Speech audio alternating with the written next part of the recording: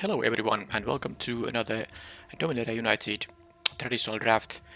I think I will have one more draft after this and then it's Brothers War after that. But let's not get ahead of ourselves. The rare here is okay.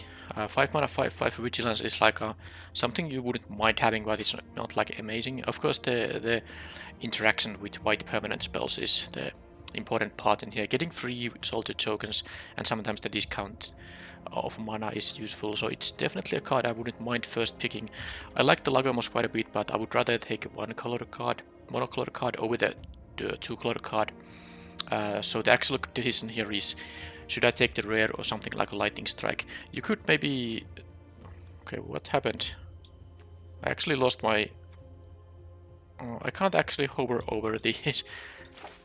Wow, I was actually thinking about taking either Lightning Strike or the Tolarian Geyser, but for some reason I'm unable to select them.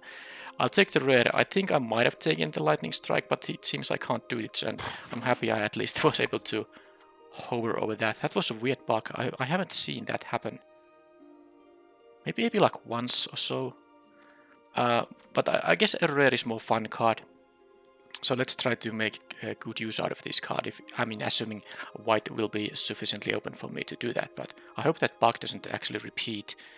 It just completely didn't highlight, and I tried to click my mouse button there as well, and it didn't select the card, so I wasn't able to pick the Tolarian Geyser or the Lightning Strike, which were the two very good commons. You could maybe take either of those. It's a matter of preference, if you want to take a blue or a red card there, but Defiler Fate is totally, very close to those, at least in terms of power level. Sprouting Goblin is nice. Cavalier is good with this, but the Iron is just better if I get to also splash this or just play black and white. I think I'll take the Iron here. It is such a high quality card compared to the very good 3-drop still. But this is, you have to not only be flexible in drafts, but you also have to, of course, draft powerful decks, which has, powerful cards in them. And Iron is better than the 3-drop white common there. And it's early in the draft, so I should take the best cards. Alright, so here the Phyrexian Rager is the pick, but I would really want to have also the Benali Sleeper. But since I took the black card in here, these are both great in white and black, of course, but there's also the Soul Tender and the Phyrexian Warhorse. So this pack has actually a lot of cards for black and white. Sadly, I can only pick one of them, and I will choose the Rager over the other options. Hopefully I can get something like a Warhorse back, maybe. We'll see. And hopefully black and white will be sufficiently open. Alright, this is not bad. I have still a good black card and some, some white cards, but only one of them is like something to be that excited about. Maybe I'm not even that excited about it, but this is the best of the four white cards here.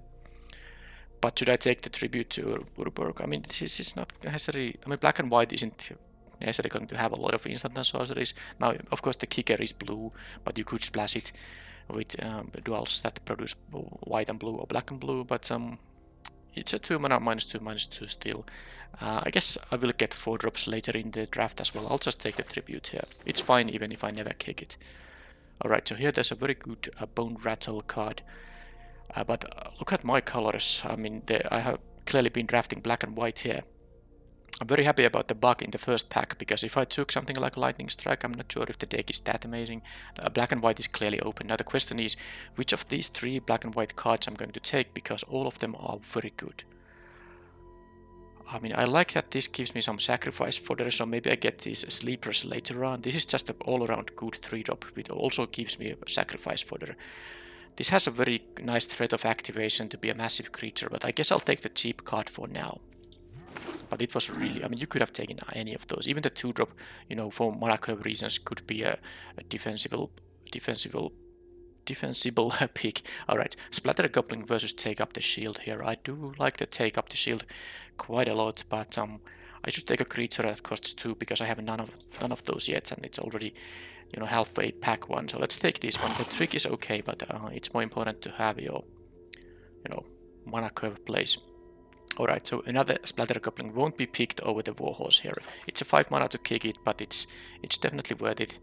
And I have this thing that really wants to have a sacrifice for it. I might get Bone Splinters and stuff like that. Now this thing kind of wants to get sacrificed as well, for a benefit of course, but it's still going to be the warhorse now.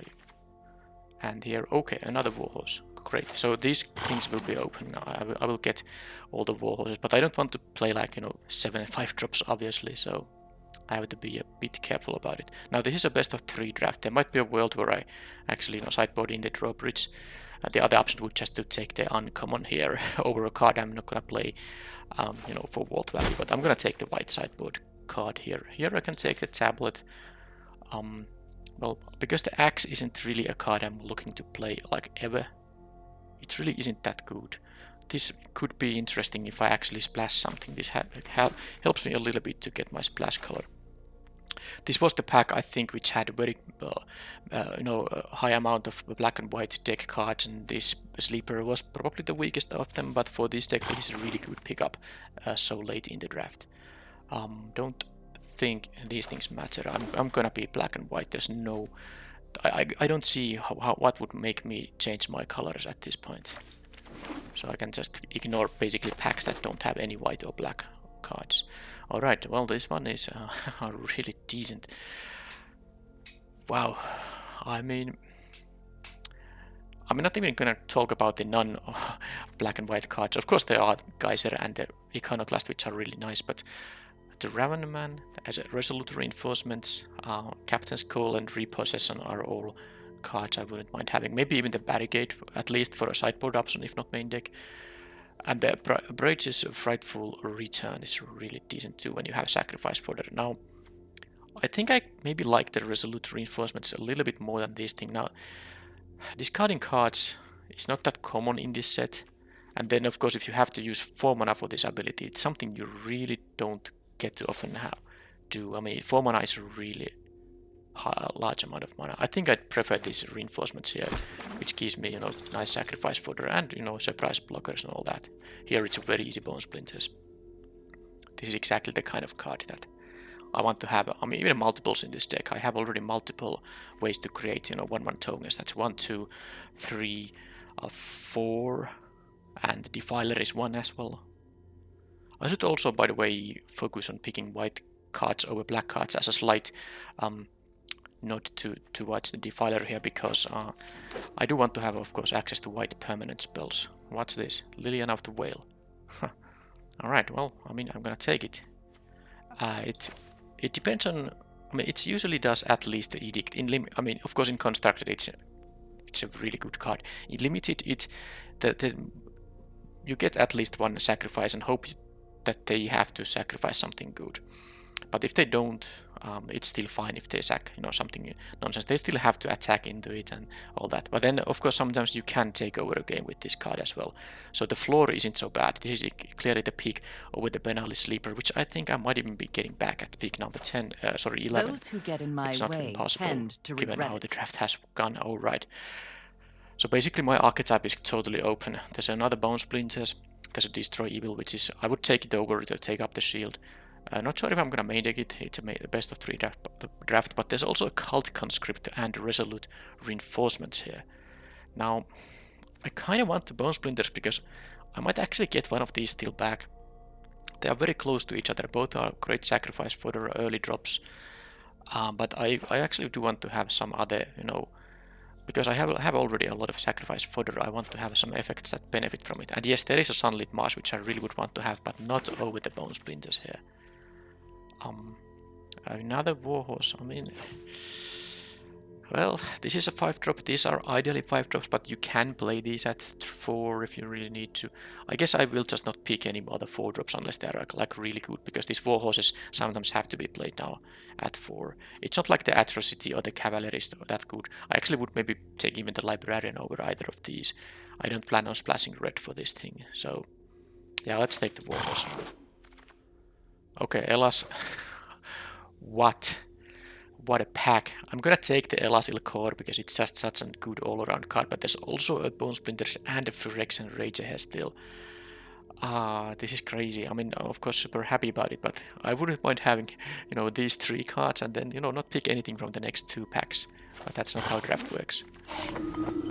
Okay, Splatter Goblin or the Griffin. Yeah, Goblin is more important. I have already enough, you know, no, expensive drops here, and I wouldn't mind having more 2-drops. So let's take it.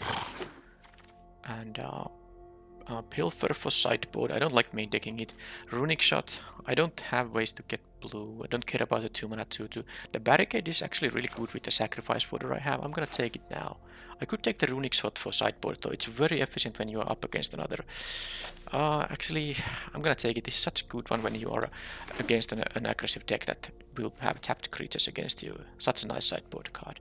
Alright, and here I can take the return. I like it more as a I like it more as than the Gibbering Barricade. I might even have easy way to sacrifice creatures for the discard. And here, Atrocity, I guess. Sure, I can take a 2-drop, which I don't necessarily plan on playing. I have enough 2-drop stuff that are better. I'm gonna put it on the sideboard for now. I don't really like that too much. The Fate Ponder, I don't mind having it. Okay, this flyer. I don't have a lot of white permanent spells for the Defiler though, but I picked some very late ones there. Okay, so Captain's Call, giving me a lot of more fodder. I'm really sad about not having the 3rd Bone Splinters.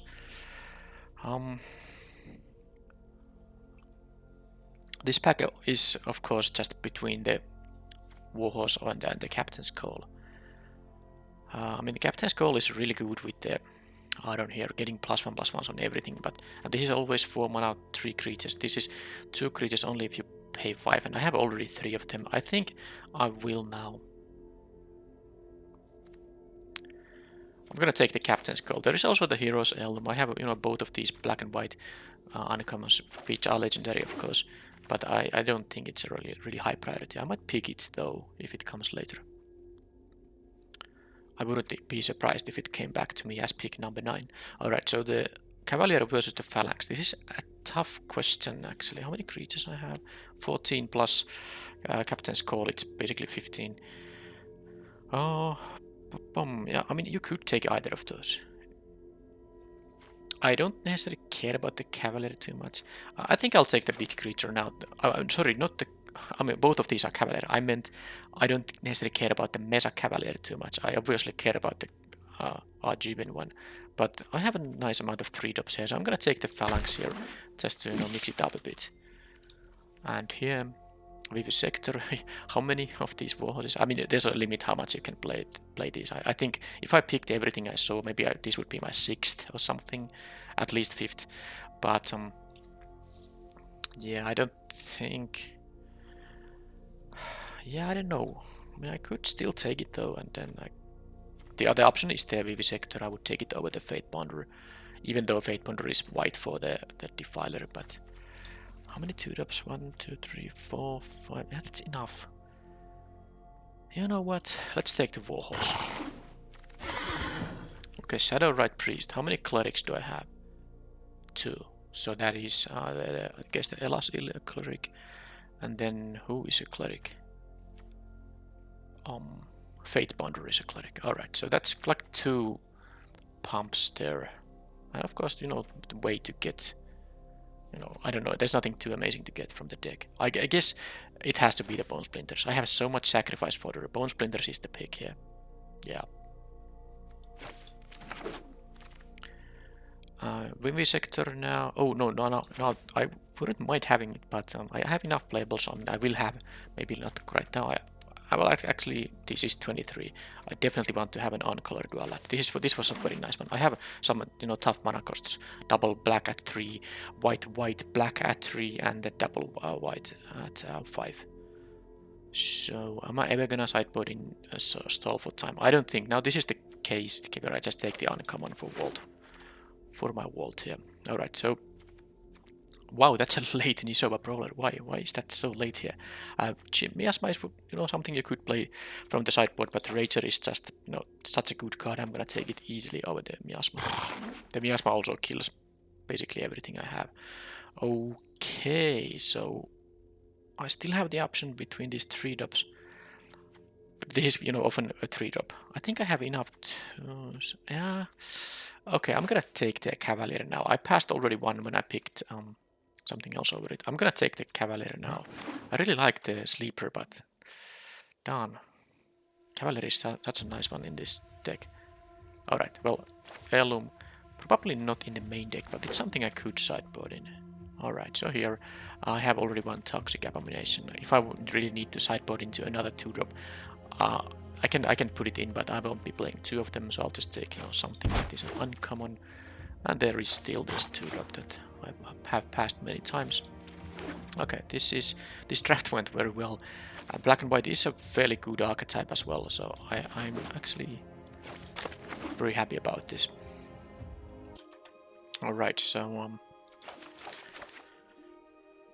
yeah, I think another Sunlit Marsh for this deck, and then I would have been very happy, because I might have some difficulties casting these 3-drop double casters. But then again, in the grand scheme of things, I have only 3 double casters in the entire deck, and the 5-drop is usually not that hard.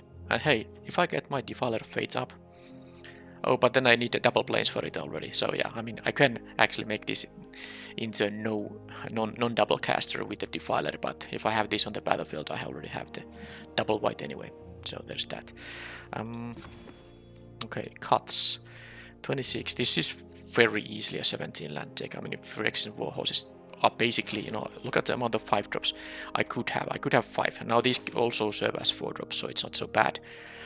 But I definitely need to have the 17 lands here. I do have the Phyrexian Rages, which of course draws cards, so that gives me a better way to hit my land drops. Also, this thing can often draw a card.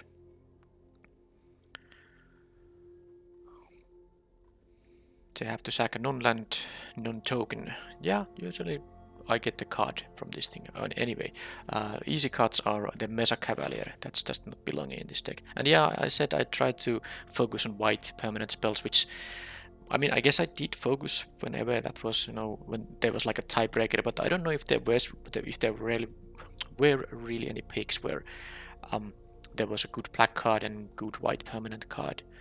And then I used that as a tiebreaker to pick the white permanent cards. But I mean, Defiler of Fate, I'm gonna still play it. 5/5 Vigilance, it's still, a sizable threat on the battlefield, because it can attack and block. The Vigilance is, of course, weak compared to something like a Flying or First Strike or Menace even.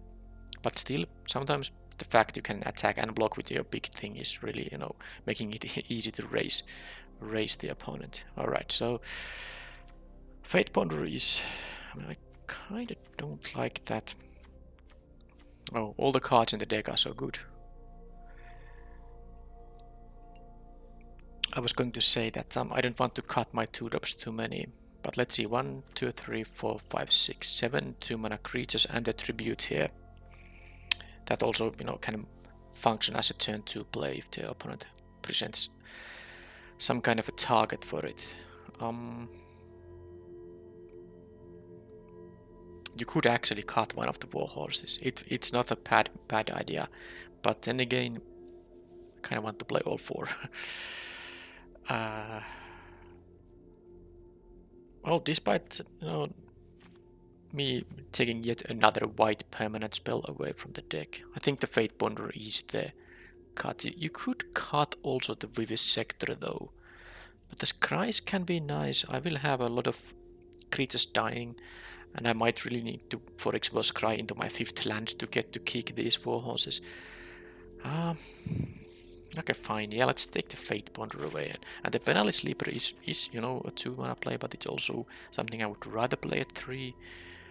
But that leaves me at 1, 2, 3, 4, 5 2-mana creatures, and then the Tribute, and then of course the option to play the Sleeper. That's still like 7 ways to have a 2-mana play. So there's one more card. One more card remains, and it's not easy. I mean, the Frightful Return, what I like about it is that I have actually some nice cards to bring back.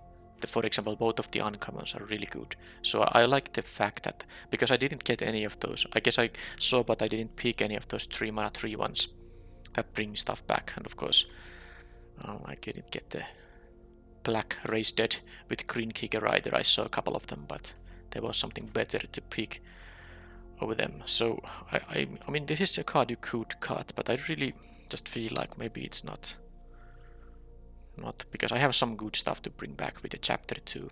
Alright, so I think I will actually just cut the Warhorse. I have 4 4-drops and 1 5-drop, or And this is of course, you know, at least early in the game you can maybe hope this to be a 4-drop. So I don't want to. Actually the rationale behind cutting one of the warhorses is that I don't really want to see starting hands, which have 2 of them, for instance, because you can't really play them that. I mean, at 4 mana it's not that impressive. You really want to be able to kick it, and then of course keeping 2 5-drops in your starting hand is not great either. So I think this is the final configuration here. I have a lot more black cards, but I have 2 double caster whites, so with the dual land here I'm gonna play 8+8 basic lands. So let's just do that then.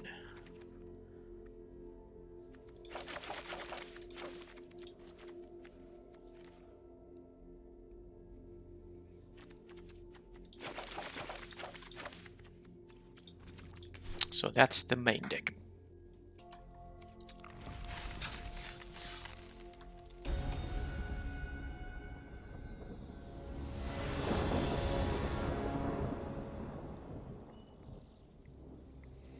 Okay, play first with a decent hand.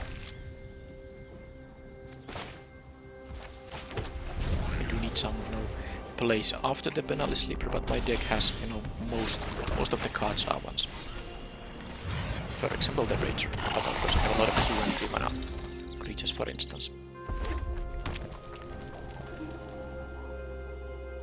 Ideally, I wouldn't be trading this thing, because that gives me the option to play the Phalanx on turn 4. I mean, assuming I draw a land. Let's first see if I do. If I don't, I might attack.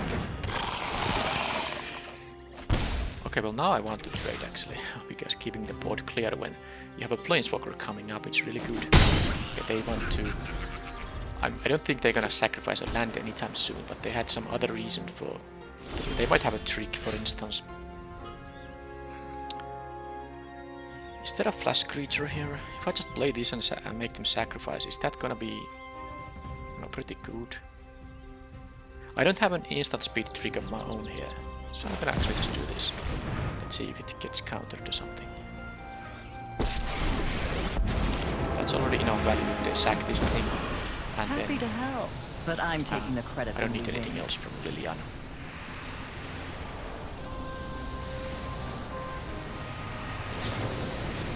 Okay, I mean, my Liliana gets rid of the Sprouting Goblin I'm not interested in and a Lightning today. Strike. That's what I call really good. Ah, one of your friends has to leave.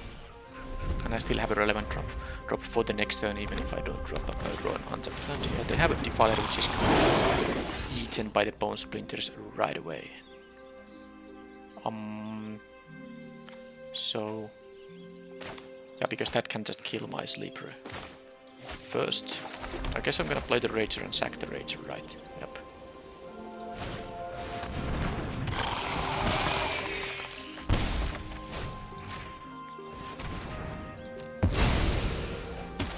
I have my own Defiler coming. Yeah, this is of course me curving out and having the answers, and this is of course great. Great game from me, but of course they can still have some ways to stabilize here. But rather it is good, but I think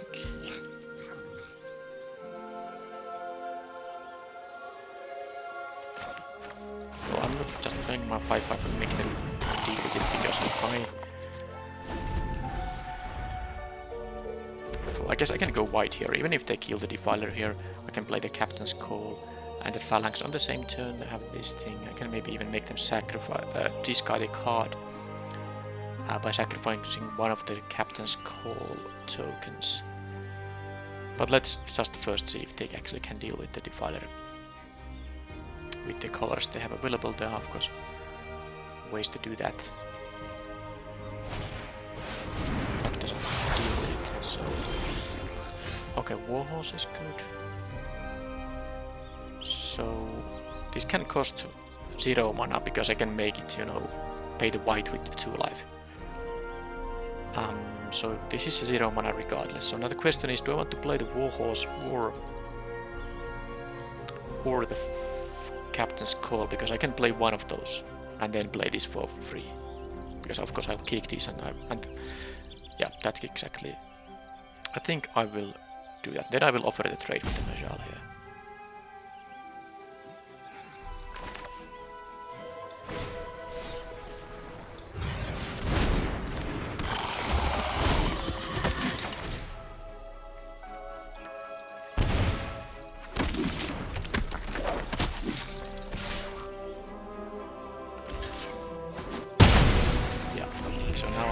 The 4/4 and the Warhorse, which are both, you know, able to attack into the Outrider, and then I can get back something with the return. This, of course, the Warhorse also threatens lethal, so it has to be answered.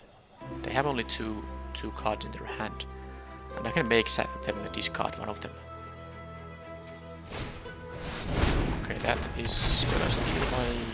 Oh, the Warhorse, yep. Not the Phalanx. This has to be higher power. Okay, so it's not the end of the world yet. I guess it's time to make them discard their final card. They can make this into a... I don't care if they sack either of these things, so I don't care if they make it into a 5/4. Attacking with everything doesn't do it now. I'm going to make them discard a card. Put them into top deck mode. Now, it could be just a land, but I lose a token which I don't really need. Then I'm gonna attack with the Phalanx after that.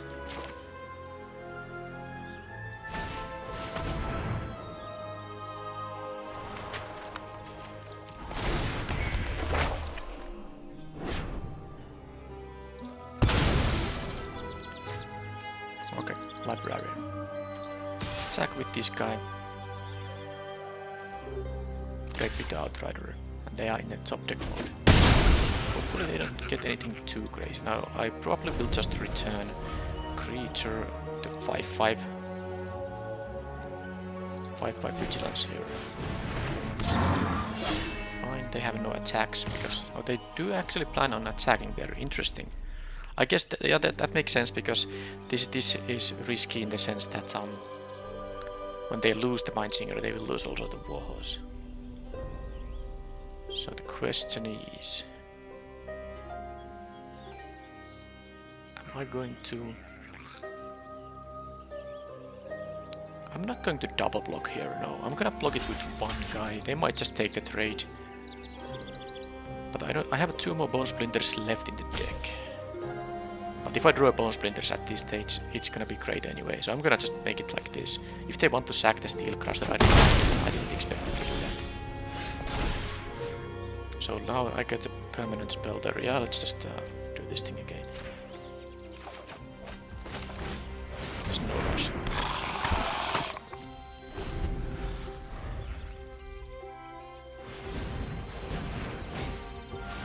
Okay, they have a 6/5, which is still only trading with the Defiler.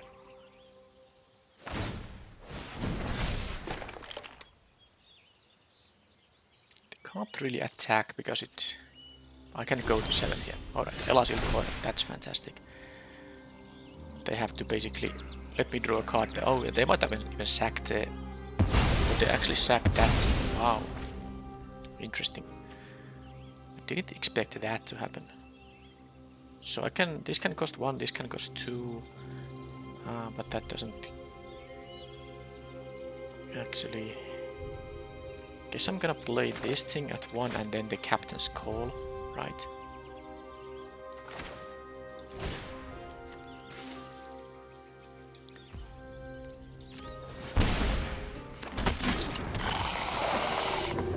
Oh, this will actually also... I mean, this is gonna be traded off. I'm gonna attack with it, so I'm gonna just actually...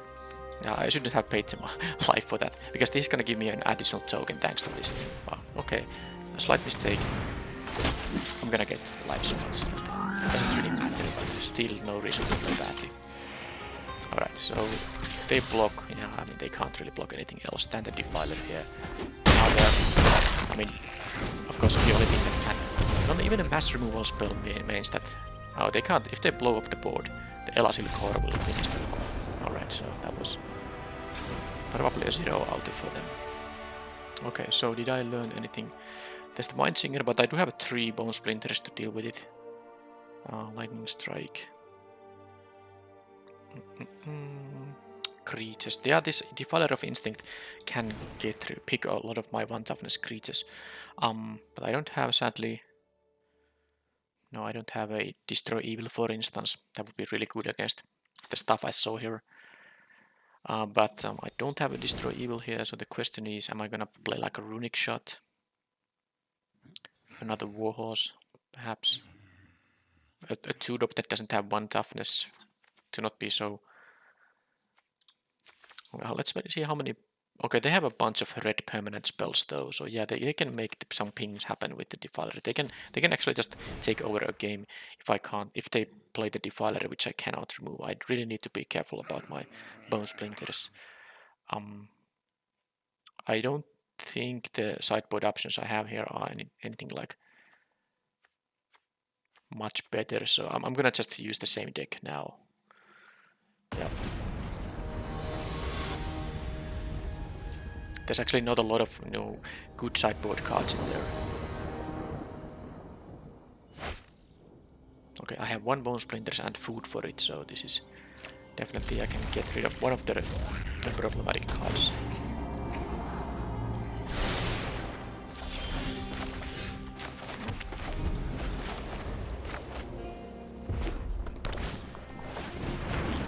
That could be a problematic card actually. I don't like that. Yeah, an infantry on turn 2 because it can be like a 5-6 in a couple of turns. Well, I mean not maybe couple, but in some number of turns. Okay, I don't need all these lands, but I guess I have the 5-drop here, so having 6 lands isn't so bad. But I would really my first. No, actually no. I had a. I mean, my first 3 doorsteps had, well, 2 lands and 1 spell, that's fine. I do need to actually, probably, now that they don't have double red available, so I'm just thinking, I really want to save these for something like the Defiler, but I don't really think I can afford to do that. What I can afford to do, though, is to make them discard one of their cards. But then I don't have anything. I guess I can take the damage here. It's a lot of damage though.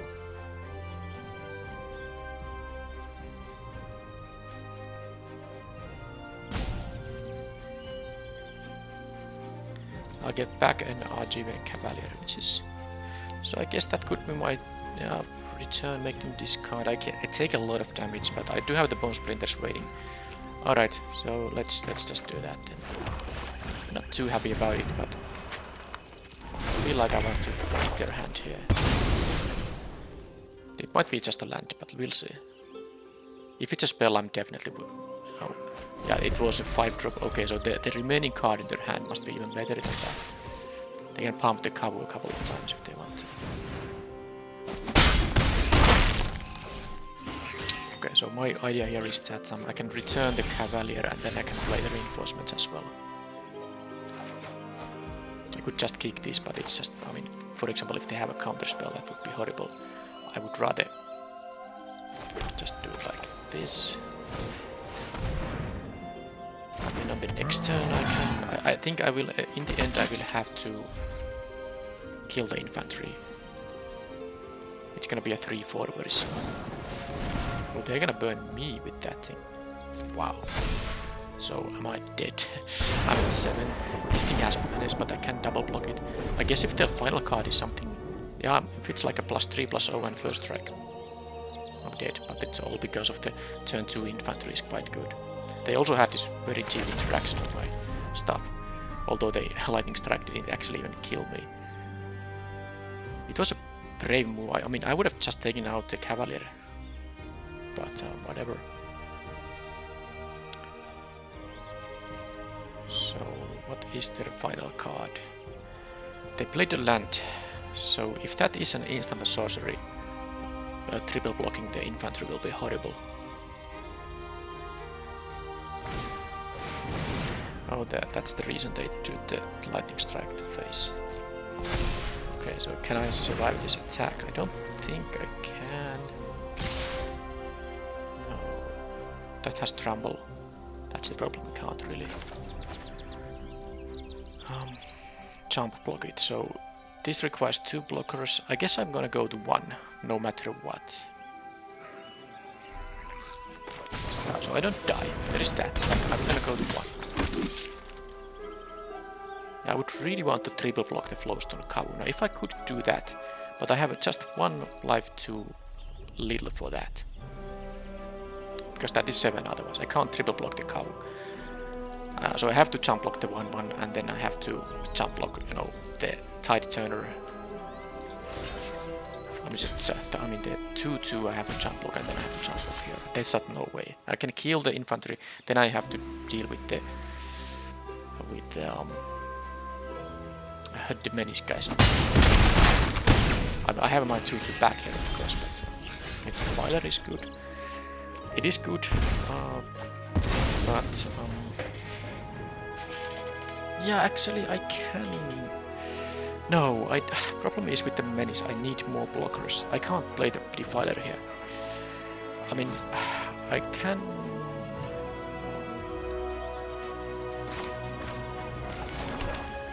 Yeah, okay. If I play the Defiler and they don't draw a trigger for this thing, it can threaten to block it. But I still need 3 blockers to deal with all this, because even the Tide Turner here is obviously... Oh, but I was wrong. Oh, but no, but that makes no sense. I mean, I guess I could play the Defiler and kill the Kavu here. I have blockers for all the stuff there. I have to sacrifice the reinforcements, of course. Well, I think... Based on that, I will kick this and kill the 4-5. Then I will have 3 blockers on the 2 guys. And that's just how it goes. Remaining. Okay, Swamp will be left over. So I need them to not...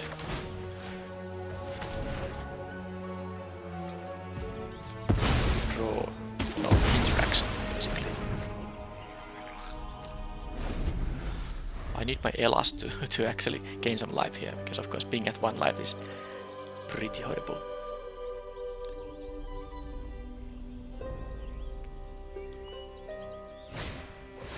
Oh, well that was very simple. They just drew the interaction they needed. They attack with both and I can't block both of them, so... Wow. A bit sad, because I think with the Defiler of Fate, because this has... No, it has Vigilance, so and they have no good block on it. Unless they like double block and lose both creatures, because they can pump this to make it a 4-1. I was gonna have a fairly fast clock there, but nope, they had the interaction. Alright, so Runic Shot is now more interesting because I mean, I'm happy to kill the Kavu and the infantry.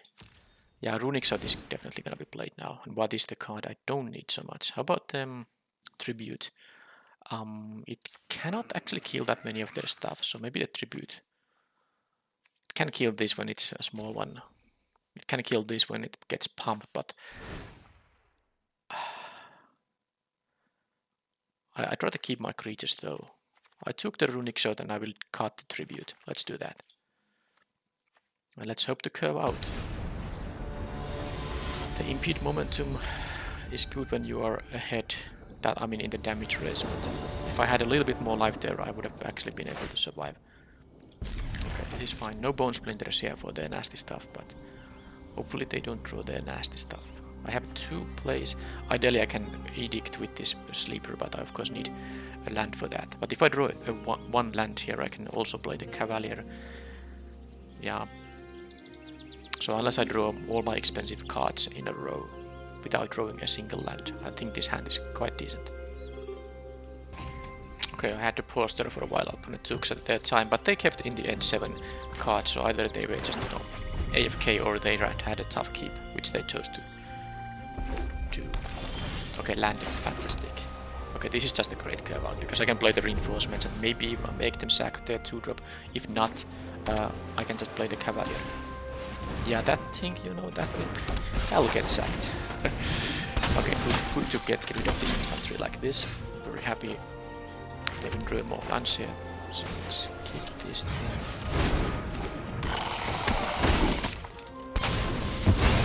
Yeah, I wouldn't have minded another Sleeper, but I had the option. I chose something else over the Sleeper, but yeah, it was not an easy choice. Alright, so now course, just attack here. Two options. The Cavalier. The Captain's Call is, you know, not so great right now because I can't really attack with those 1/1s. The Cavalier can attack into stuff. Are they deciding about blocking here?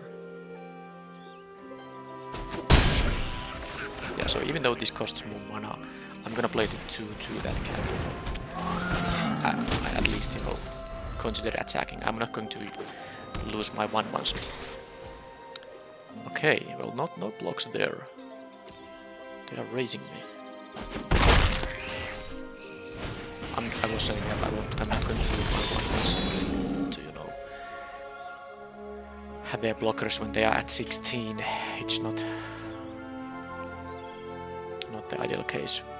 Alright, well, I mean, this is fantastic. I can attack for 5 if they want to block with the Warbrute. I don't mind that. Then I can kick a Warhorse. And then this is something they have to worry about. Anyhow, the Enlist is... I really like the Enlist as a mechanic. I hope it returns. I'm pretty sure it will return at some point. Such a nice way to make, you know, these low power creatures still be able to attack into bigger creatures.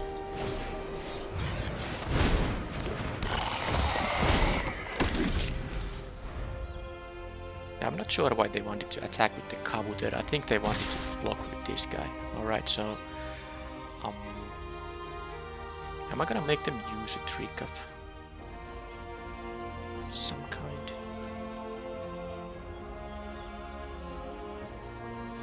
I kind of want to triple block the Kavu here. I know I could take 5, I mean, or maybe 6 if they use the red for pumping, but I don't expect that to happen. I'm pretty sure if I triple block, they're gonna use a card to not lose the Kavu, but if they use a card to deal with the 1/1, or basically with 3 1/1s. Because I have more sacrifice fodder coming up for the Warhorse. That's the reason I actually don't mind this. Yeah, I think this is good now. I think the Warhorse might get killed anyway, so let's make them do something here. They have the steal spells, and I mean the steal a creature spell and that, so I don't want to go to too low life total here. They're gonna give -1, -0 there. This is all fine, they had to use a card to pump it, so they actually... well, they couldn't of course pump it more because they lost the guy. Alright, so they could have the +2 -2 here still. They can have the +2 -2.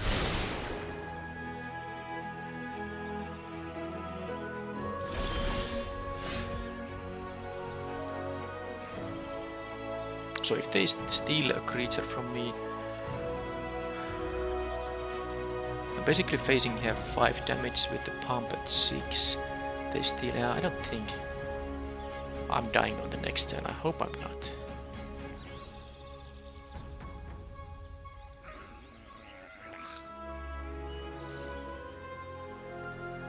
I'm thinking about the enlist here. I could enlist the 1/1 here. I will attack with, you know, most of my board here. Maybe I don't enlist. They might trade with the Cavalier anyway. They have, you know, a priority because of these things. So the fact, I mean, they don't necessarily have the +2 -2 there. Okay, I'm gonna just not enlist. Let's just do it like this.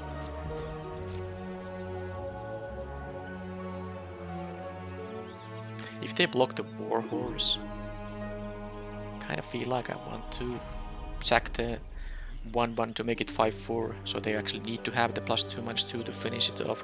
I can still play the Captain's Call post-combat.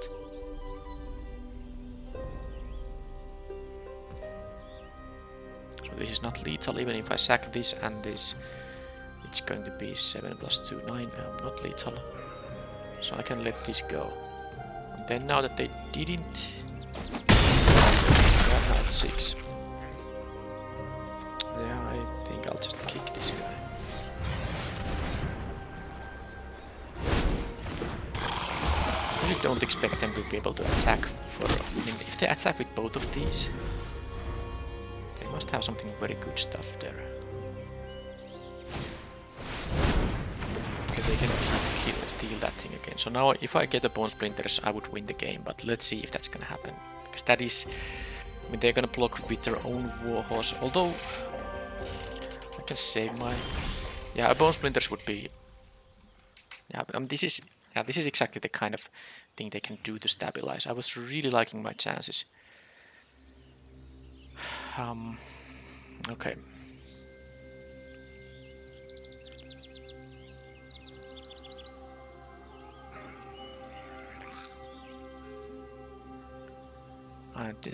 The discard is not gonna do much either there, sadly.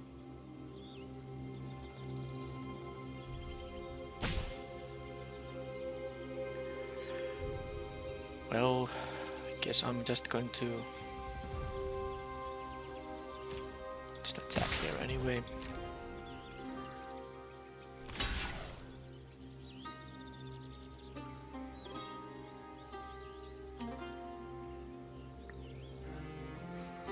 Yeah, the Mind Singer is really annoying here.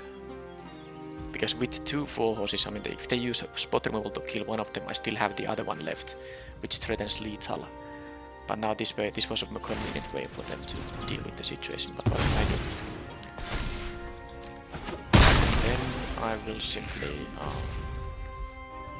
probably just play the Captain's Call, right? Yeah, I'm not making them discard a card right now, it doesn't seem too beneficial, so let's play more guys here.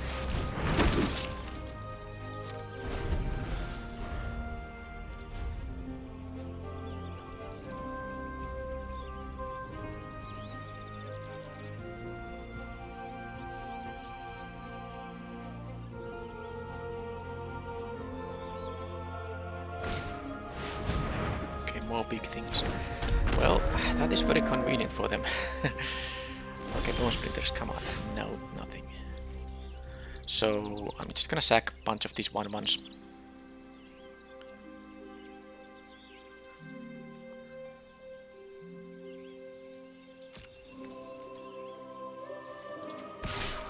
Depending on which they block with. I can get one of my horses back with the Frightful Return, but I don't really like the fact that they still have 3 cards in their hand and this massive board.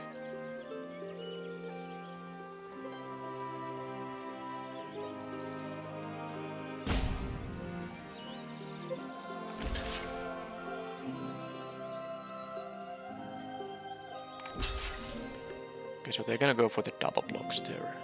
That's 5. Okay, well, let's see. So it can be, they can deal 6 to this guy, so I think I'm gonna just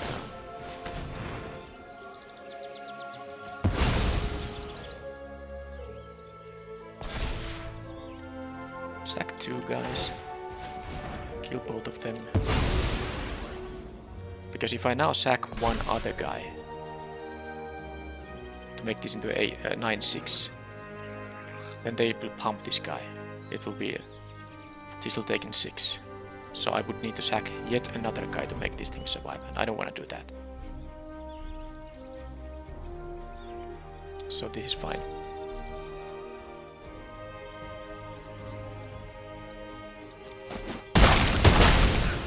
And then I will make them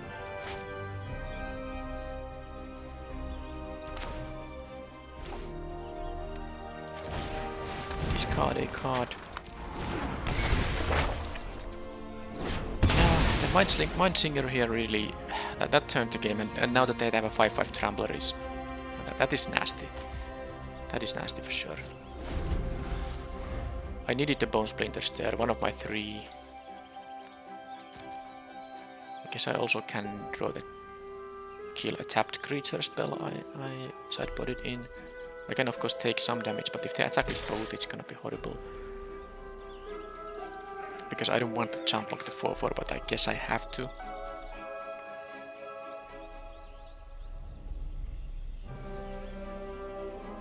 I'm gonna get a horse back here. Okay, no blocks on that thing.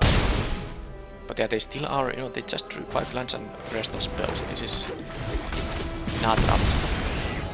And I keep drawing lands. Well, sometimes that's what happens. So now the penalty sleeper isn't even doing much, because they can sack, you know, one of the 4/4s and not care about it. I still have the 5/5 to deal with. So I'm gonna take the Warhorse here now.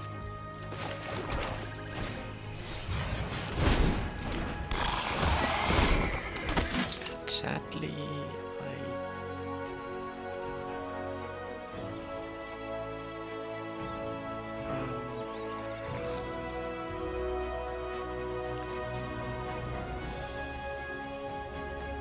well, let's see. I mean, if they had an empty hand, I would be happier, but since they still have the 3 spells, oh, I mean, 2 spells, this card they just drew could be a land.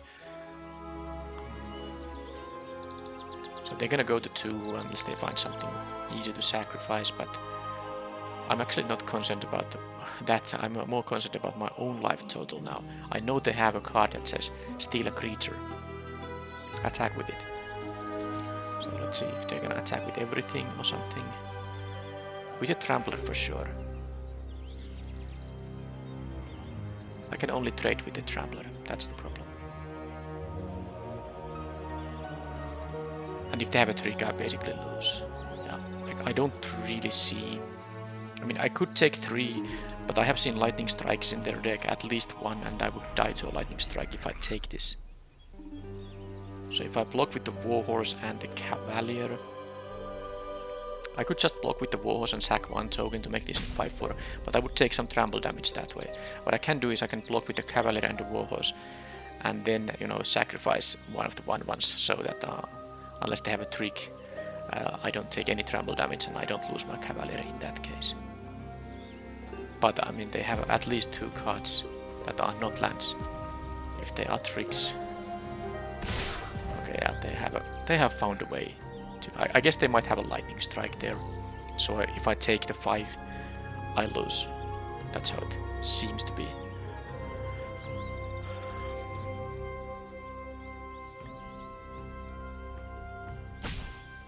That's pretty easy now for me, I guess. My hands are kind of tied here. So if I want to play around a lightning strike, I can't take the monstrosity here. Because I can jump block. You know, I could kill an Outrider, for instance, in here. And jump block the other 4/4. Because I can sack 2 tokens to make this into 6/5. The other option I have is to lose my everything but the Cavalier, and they lose the monstrosity, and I don't really like that. Yeah, I mean,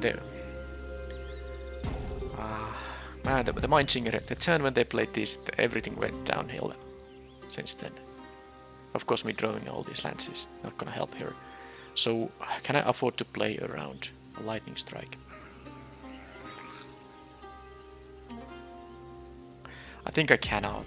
Because what I can do, I can block with the 1/1s on both of the 4/4s and then sack them for the Warhorse to make this into a 7/5. Trade with these, don't take any trample damage. But then they will have 2 4/4s. I have a 1/2/2 and that's it.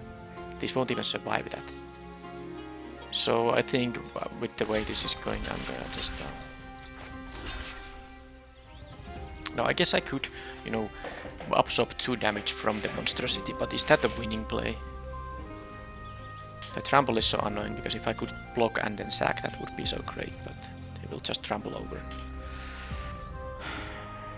I mean, I'm not really winning there with that play, so I'm gonna do it like this.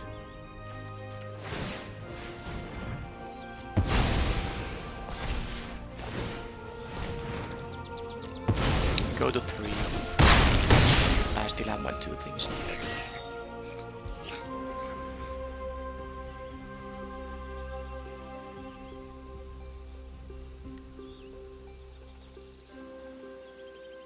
Now they of course need to have something, otherwise they will just lose. I mean, that's not a lightning strike, that would have happened already. That would have happened already. Another Outrider bringing me to 1. Look at that.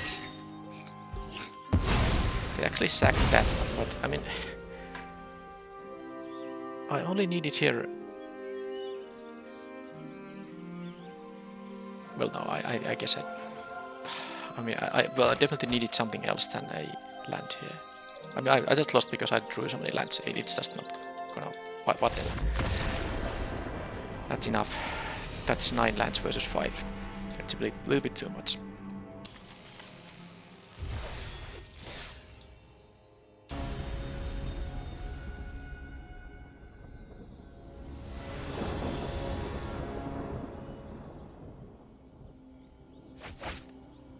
Well,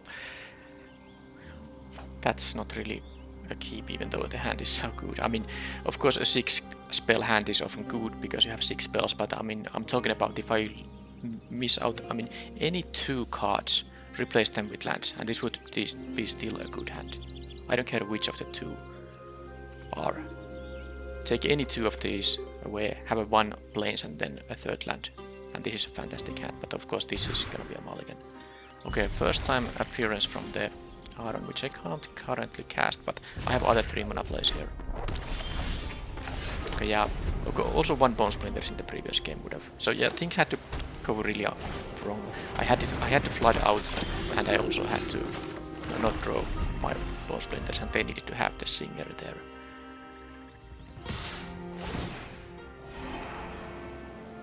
So maybe the Cavalier on the next turn, so I can block the Herbalist with 1/1.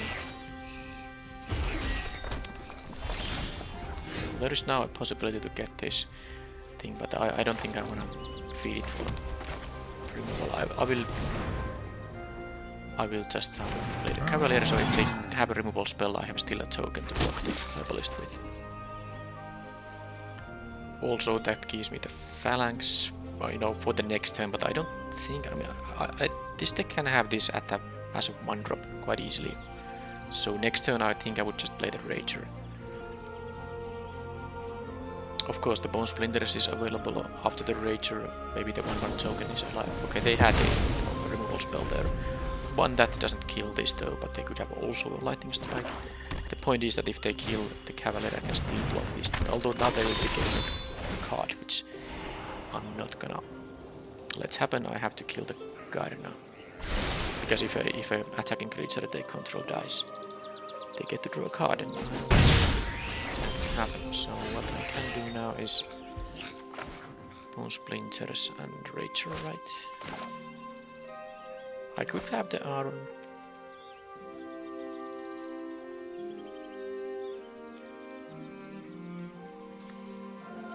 Yeah, I guess it's time to have the bigger thing. They cannot attack into it. They need to have some other card to deal with the Aaron, I guess. So yeah, let's do it.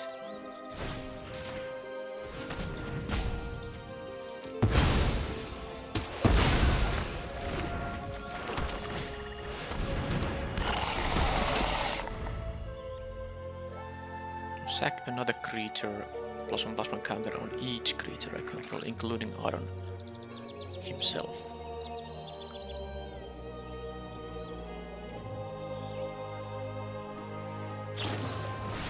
They had it. Sometimes the opponent just has it all. I mean, it's not like they are winning yet, but the scries and lives are kinda annoying.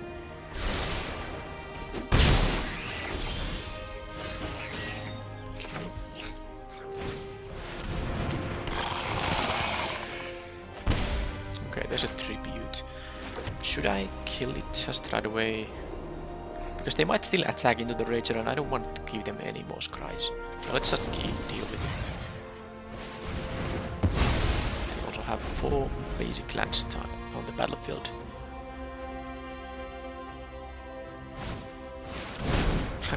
Alright. Alright, well, I keep drawing these lands.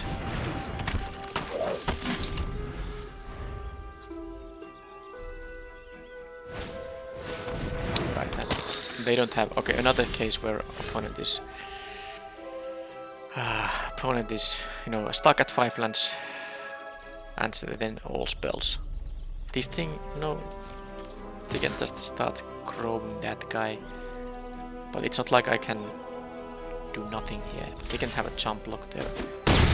It's actually not so bad to, you know, make them jump block when they have this Warhorse available, but the problem is this flyer is, I mean, I basically need to draw 1 other Bone Splinters. There's no other way. There's no other way. What is the forest here for? They already play a double black, double red. white 2-drop. Sometimes I don't even want to know what the opponent's mana base is like. Okay, so this threatens to be a 5-4.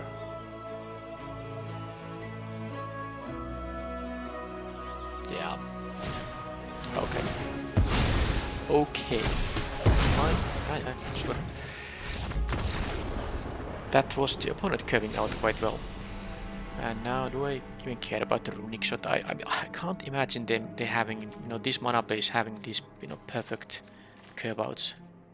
I mean, I'm gonna have to be the aggressor here, and runic shot is bad when you are the aggressor. So, don't think I'm going to do like anything. The tribute is probably still fine. Deals with the strike team. This thing, I guess. Yeah, it's fine. Let's do this. I mean, let's just try to not, get overrun like that.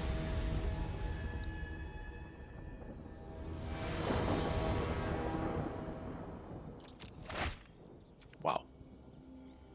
Well, let's mulligan then. Okay. Keep 6. They did mulligan as well, but of course this hand is still quite annoying. I can't keep, I mean, I really want to keep all the bone splinters, but I need to, I want to have the creatures. This is a stuff that I can actually play, the only spell I can play early in the game, so let's hope they also, their mana base punishes them a little bit, and hope that my mana base, which is, good, doesn't punish me. Alright, land is good, even though I also need playable spells, but of course with the Defiler in my hand, I wouldn't mind if I draw, but nothing that lands here. Okay, and that happened. 2 draws, 2 lands. And 3 drops, 3 lands. They of course do also hit their natural basic lands, 4 basic lands on turn 4.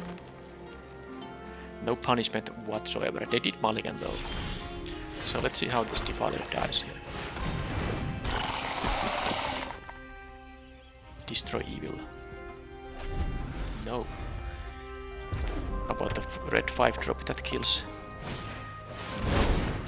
I'm actually going to... By the way, did I actually just draw 5? No, I think I drew 4 lands because I had... I mean, this is fantastic. The land is really good here. Now, I'm gonna kill the Warhorse, right? I don't have to kill it right now because they have no good blocks. Yeah, they don't have mana up, so I might just attack first before giving them any information. I don't need to kill the Warhorse now, I mean on my turn. No matter what. The question is, do I want to leave mana up? No, I can't leave mana up. Even if I pay 2 life, I will have only 1 mana up. So unless I guess I could Bone Splinters this Warhorse with the Splatter Goblin to kill the 1/1 as well. Do I? I mean, that's actually pretty good value for the... Alright, let's do it. First this. Pay 2 life. Because of course the 1/1 is not as good as a Splatter Goblin, but when I get to also kill this thing, it maybe makes sense.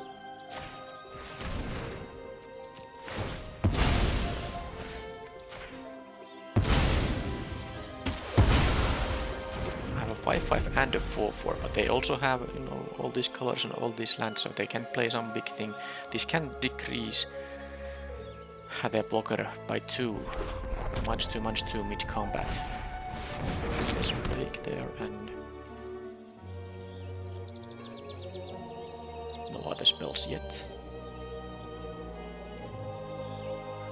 They have 3 mana available. All the colors they might ever need.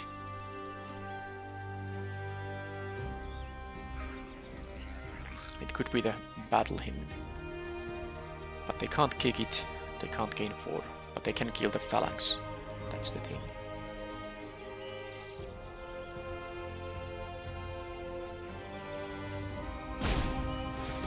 Repossession, getting only that thing back. Okay, understandable.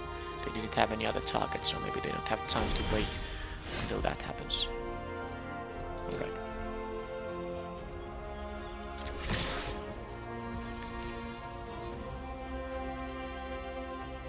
They have 2 mana up and some kind of priority there. Yep, I'll kick this thing. It does mean I can't keep the tribute up, but definitely the 1/1 is valuable here now because of course you need creatures for the Warhorse activated ability.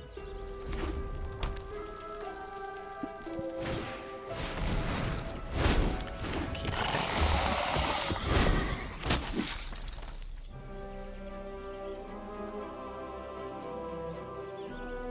Bone splinters, it seems. Okay. That is dead. But now that also means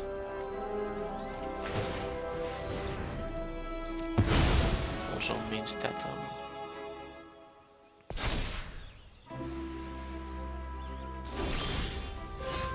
they don't have anything to sack for this. That was, by the way, a mistake. If they could have had actually a lightning strike, I mean, I should have kept my mana up in response to a burn spell. Yeah, that was an autopilot play, which I shouldn't have done, but I didn't get punished here. Alright, so now let's first do this. That leaves me enough mana to both use the tribute and these thing once.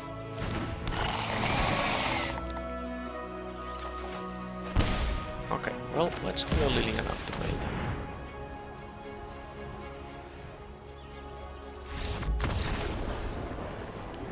Alright, so this time I was lucky there, of course, because I kept 2 lands, and I think I hit my 6th land drop on turn 6. I drew a lot of lands when I needed. But then again, I'm mulliganed, and my deck is, mana curve and mana base is good, so I mean, I should have fairly easy way of getting there. But anything that I want to change here? There are things like having another Warhorse here. Maybe even something like a Mesa Cavalier, but I assume they are gonna have the common domain 5-drop for red. The reach thing that deals damage based on the domain count. If they have reach, guys, I don't want to have the Cavalier. Plus, I mean, all my cards are so good here. Maybe the tribute is the least interesting, but even that has some purpose. How about the heirloom? I mean, +2, +1 even on... I mean, it's a fairly decent upgrade. Should I actually not play the tribute and play the heirloom instead? Is this matchup going to be... Because sometimes my creatures might not be able to attack because of them having blockers in there. But this is a good trick also. Yeah. I don't know. Trample and haste. Trample and death touch is a good combination. Right. I don't really know. Maybe the heirloom is not needed. Maybe it's not. I'll just keep this same deck. I feel like the mana curve and everything just, makes it pretty decent. I should have good curve outs most of the time, and this is good. Opponent has the mulligan. Now this is their multicolor mana base actually hurting them. Or how I'm supposed to know what kind of hand they have, but that's based on the mana base what I showed. So many basic lands of different kind that it must be hard to get starting hands that have the correct colors of mana for the spells they have, because I have seen their white, red and black at least. I don't know what the green is for, maybe just for the kicker of the Urborg repossession.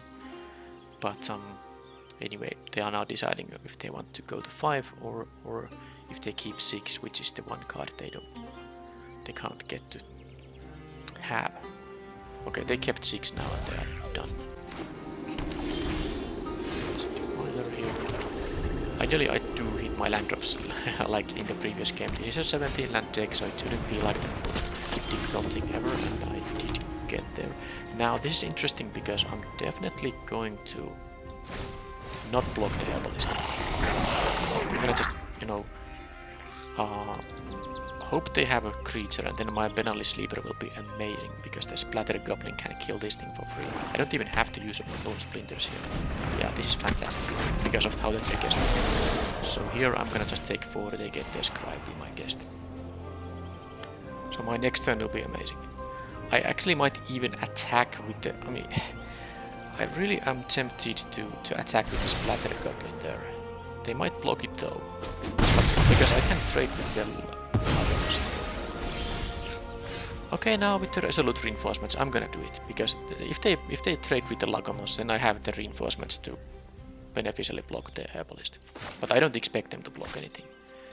Let's just attack first, and then. So what I can do, because I kick by sacking this, and then of course this resolves first. I say -1/-1 to the herbalist, and then they have to sack the. Wait a minute. I need to make sure. No. Of course, when I kick it, I don't sack anything. The kicker is not sacrifice. Wait a minute. When this enters the battlefield, if it was kicked, each player sacrifices a creature.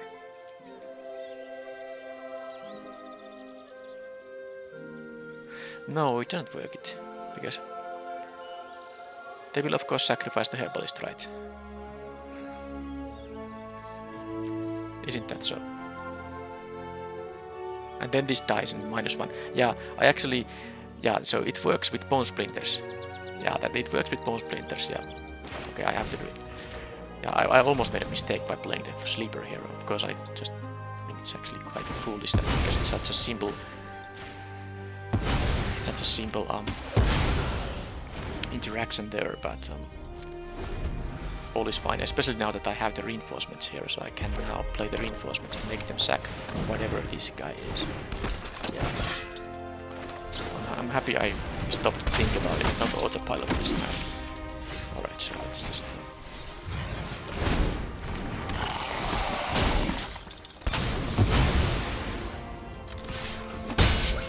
That's a double red spell as well.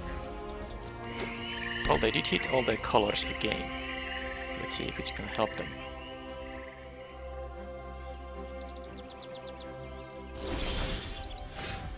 Okay, land is really good. I'm gonna play them.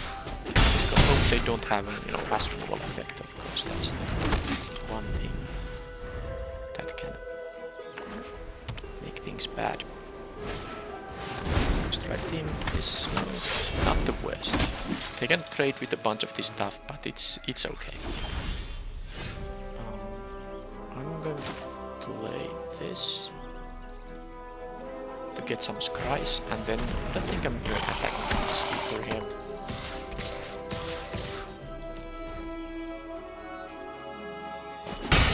Actually, through it all, that is... They must have the +2, +1, right?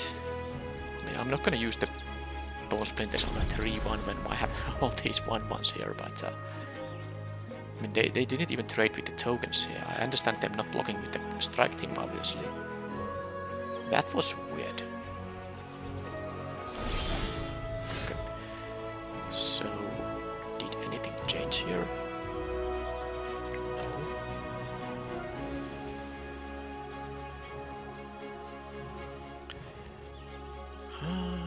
Let's see.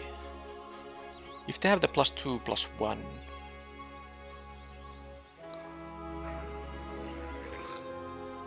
I don't want to use all my guys on that then. Because if they can make these into 2 toughness blockers, they can kill 3 of my guys for free.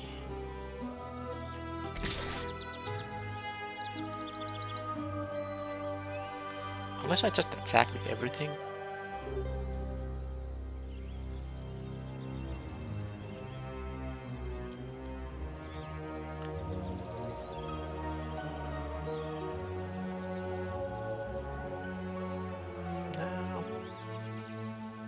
I like the scries, but I don't mind trading the Vivisector on 2 1-1s or the strike team, or make them use their trick. That's fine.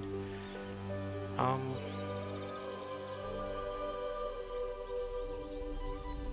mean, why would they not block on the previous turn? They must have the +2, +1. Or there is also the green uncommon with kicker that gives a +1/+1 counter on each of the guys, in addition to pumping the actual target. Strength of Coalition, is that the name? Alright, so you could really attack with many configurations here. With many configurations here. Including attacking just with everything. I'm gonna do it like as weird as it might sound. I'm gonna do it like this and see what happens. I have my 5-5 here, I have my bone splinters to deal something that they might have.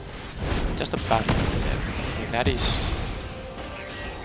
that is nothing.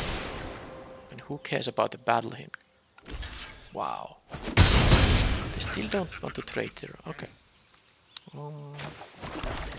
Sure.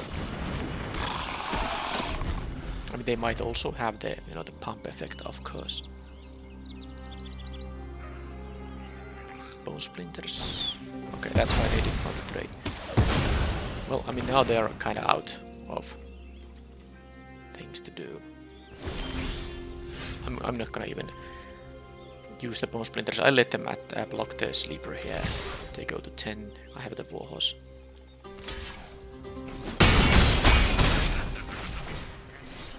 They are down to 1 card. Okay, this should be now easy. If they have a big blocker, I can kill it. If they have a mass removal effect, well, then of course that would suck. Sure. And can I threaten lethal?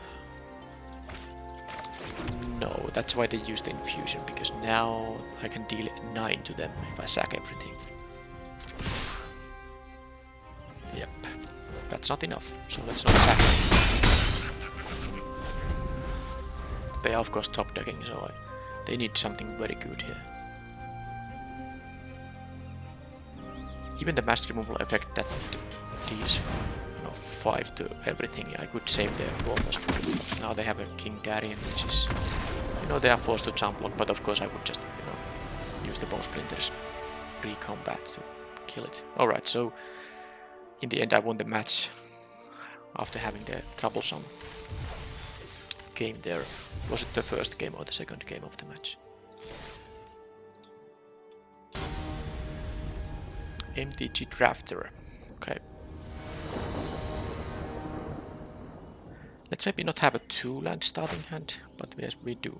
Because I had a couple of those, but they did hit the land drops, so in the end they went well. But I would rather, you know, have those, you know, 3 and 4 land starting hands. But this has of course 2 drops here, so it's fine. And also the sleeper is very good to follow up with either of these things here. No land though yet. I'll just play the Splatter Goblin, I guess. They could have an SS Scatter, but I don't mind if the Splatter Goblin gets scattered here. They had reinforcements. So I can just block and trade with the, yeah. I want to trade with these things. Why not? Okay, so some kind of, they have a 4 domain already. Huh. Now I do want to hate my land. Would be fantastic. And it happened. So I can just attack here. I don't mind if they block with the 1-1 because I get to deal with both of them. Unless they have something, of course. They do have the Bind Wall, which is making the penalty sleeper, no, of course, worse. But maybe they will jump block with it at some point, and then I can use this. Or then I can just use it as a 2-mana 3-1. It's not the end of the world.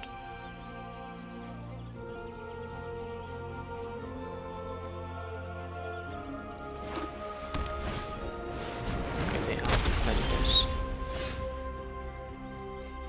Now I do need to...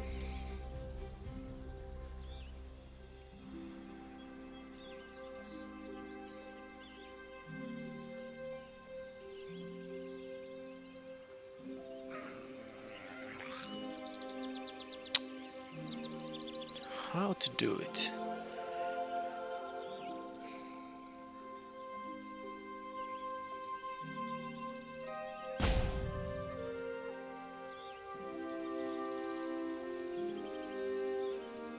I think I'm gonna make them sack the... I'm gonna play the sleeper because that allows me to, you know, enlist this guy. So I'm gonna make them sack the Wine Wall here.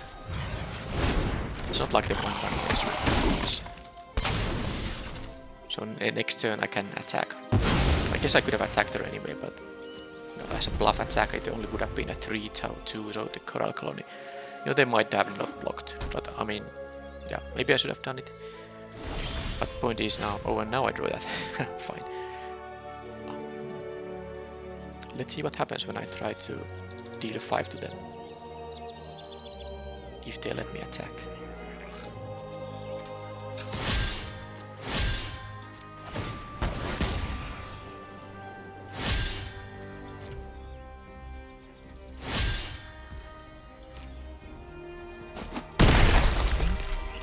So, since I do have the reinforcements and the bone splinters, I think I should just play the reinforcements end of turn. I'm not going to use the bone splinters on the Coral Colony. They didn't actually even, you know, mill me for one.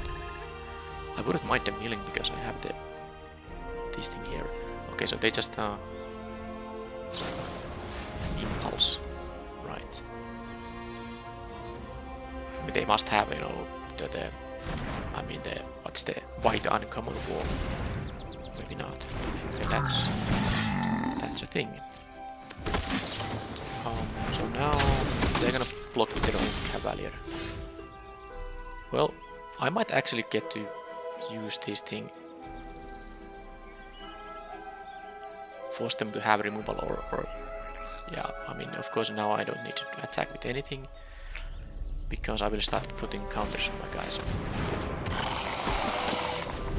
I don't want to trade with their Cavalier, that makes no sense now that this is gonna be a 3-3 if I get to untap. I'm a little bit short of mana. This does cost 2 mana to use, of course. Oh, but there's also a pretty perfect draw, actually, I would say.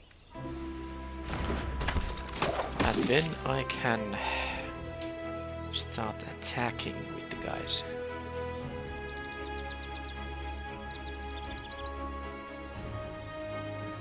Or maybe not yet. I have 2 1-1s I can sack. Well, at least, actually, the second one will be a 2-2, but I can still sack it. And then on the following turn, I can threaten to attack with pretty big creatures. As long as they don't have the chaplain, that's the white uncommon, isn't it? Okay, for the first time in the entire draft event, I get to do this with, you know, especially with this wide of a board. It is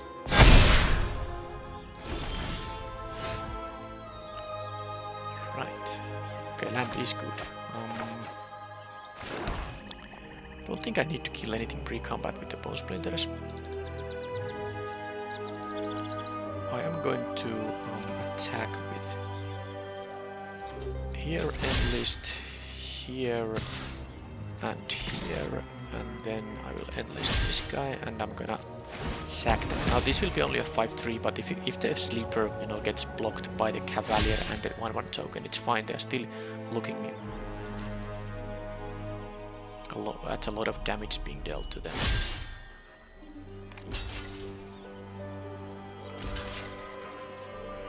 Okay, well, with those blocks they are not even gonna trade with the sleeper.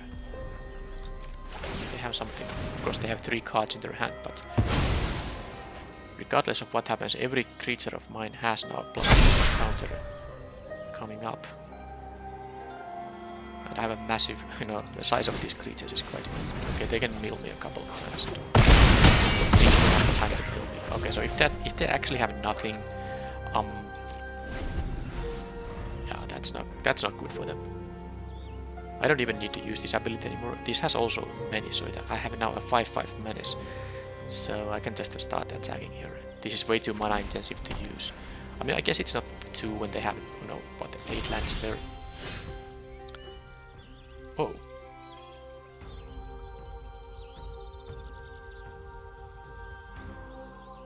I don't have anything at instant speed, so maybe I should just attack and not care about the Lilian of the Veil yet. I know I could make them sack, but they most likely just tap and sack the drawbridge anyway. So it's not like it made any difference here. Because of course I have a lethal attack, so they need to now have something. I'm gonna see what that is.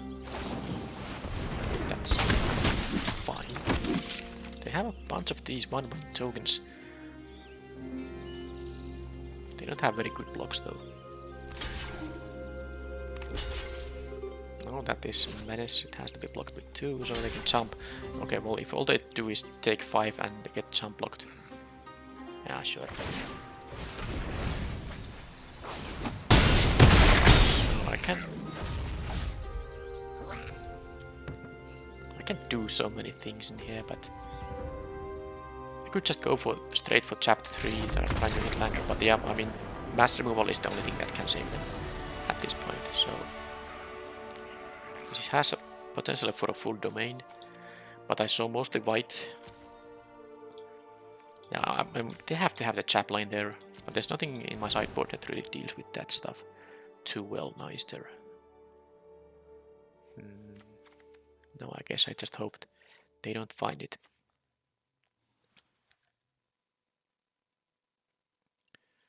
Again, I think all my cards are just, good. They have a bunch of those 1/1 tokens, so they have 2 resolute reinforcements, for instance, which means that it's a bit dangerous to attack with my 1 toughness creatures into them, but the Penal Sleeper is such a nice card in this deck that I feel I'm still going to play it. It's actually... Yeah, I have only the Sleeper and a couple of Splatter Goblins here, which, I don't mind the Splatter Goblin around when they have 1 toughness creatures themselves, so... Fate Ponder, is it gonna be better now? They have the walls, but I have means to push through the walls, right? I guess I could play the Heirloom though. But then again, what is the card I'm not playing if I play the Heirloom? The Tribute might actually... maybe the Tribute doesn't have a lot of targets. Yeah, okay, fine. Let's use the Heirloom ones. I do have 2 uncommon legends here anyway. So Tribute goes away, Heirloom goes in. If they have more of those walls, I want to have a little bit of extra power for my creatures to actually push through. Okay, another one of these starting hands that really requires ideally a swamp, but even a plains would allow me to play these. I'm gonna keep it, but I mean, I have had so many two landers here, but I mean, basically all of them have hit the lands. Maybe this is the time when I don't, but we'll see. If I draw even just the plains, I can play these Cavaliers. That's a couple of turns worth of playing stuff, so let's hope I can do that.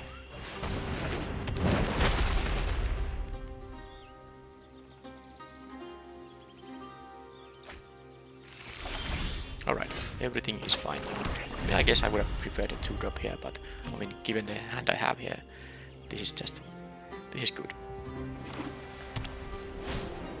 Yep, they have the walls. Play the Cavalier because that can attack into them, and I don't want them to counter, the Aaron here. I'd rather play the Aaron when I already have a white board, and then, I can do the same stuff I did in the previous game, which was basically game winning there. They have a spell there, but they couldn't kick it, so that was no token for them. Okay, now we get to the chaplain, and or maybe more Sealed Wall Sentinels, and I have no pressure at all, so I'm gonna lose to the chaplain this game. So I have to try to do something, and I play the 3/3 this guy. He's also a very good creature on its own without the activated ability. 3 mana for a 3/3 menace is good. But I'm gonna be looking at like 5/1/1 flyers. Maybe even more.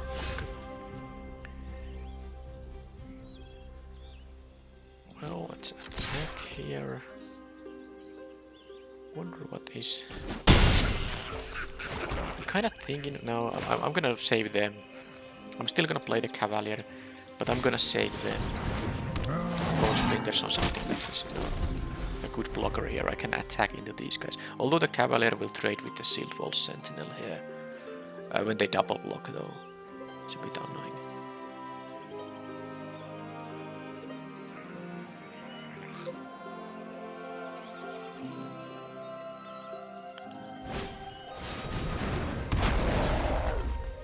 Fourth one of those, or is it time for a chaplain now?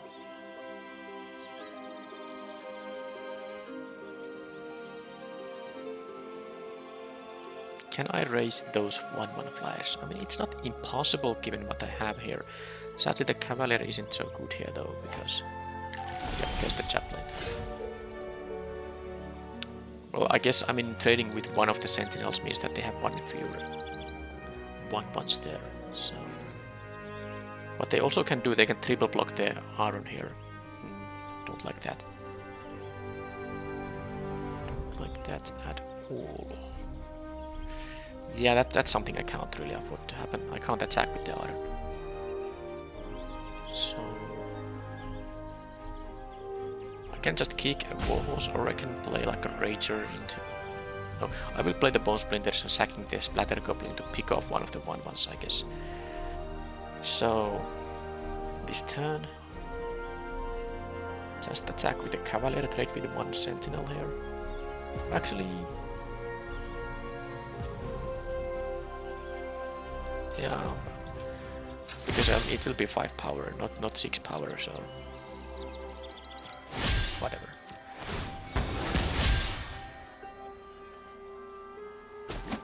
They actually took it. That is, they really wanted to get maximum tokens there, which is understandable, but also I like that they took 5 too. Because they are gonna need a few turns before they can finish me off with the 1/1s. They're gonna get 6 of them now, unless they have another cheap wall to play before that. 6 1/1s. But that's not so bad necessarily. So what I can do is I can kill the drawbridge. I think I might need to. Oh no, I need to kill the chaplain because they can have more walls. Yeah, I need to kill the chaplain, and then one of the flyers.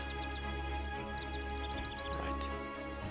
If I do that, then I can't actually. Yeah, if I play this and the bone splinters, I cannot activate this anymore. Not great.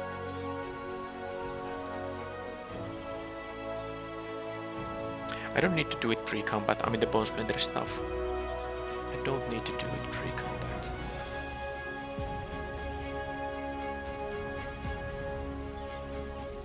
Actually, what I'm thinking here is I'm just not gonna.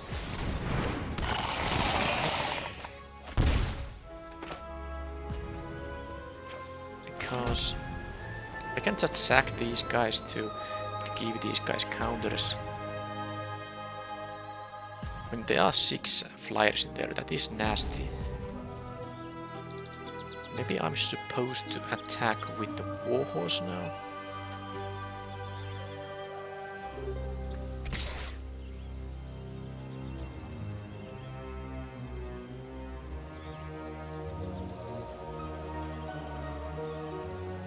Okay, I'm attacking with the warhorse now, see what they block with. But yeah, this is 6 1/1s that are gonna finish me off fairly soon. And they do have a lot of jump blockers, but I can make my ground guys. No, they are blocking with the 1/1 there. Happy to see that. Very happy to see that. Well, I mean, I kind of wanted to kill the wingmantle chaplain though. I sort of forgot that part of that equation that they're gonna get more 1/1s now. Yeah, if I had more swamps available, I would have been able to do that. I can still do it, but I don't want to miss out on the -1/-1 here.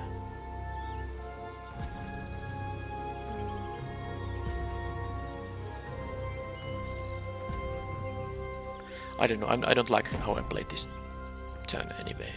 I should have just stick to killing the chaplain here, not play the rager. But it might be a little bit too late now, so I'm gonna just hope that they have only 1 more defender this time. At least they have only 5 mana available, so yep.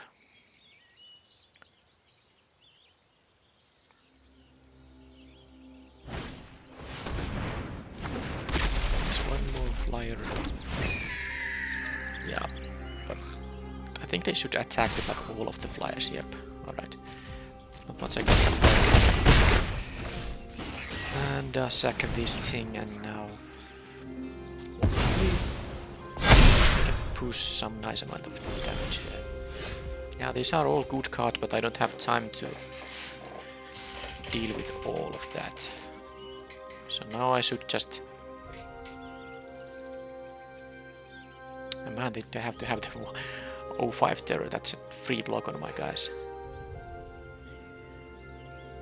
Yeah, I have 5 black spells and only 2 swamps. That is, and an activated ability with a black mana requirement. So this is really nasty because I could, you know, if I had I could play a Splatter Goblin and the Bone Splinters and still use this ability if I had another black source of mana, which I don't have. So I don't have any timeout, so this is just very tough. Don't think I have any other option than to just I mean, I don't even have that good attacks here.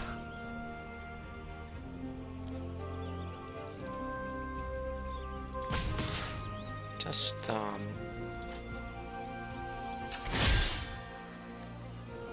gonna do like this. Hope that they make some bad blocks or something. They can kill the Aron here if they want to really do that. Okay, there's no more chaplain stuff coming up. Okay, so I don't have to chaplain now. Alright, so but this has to happen now. And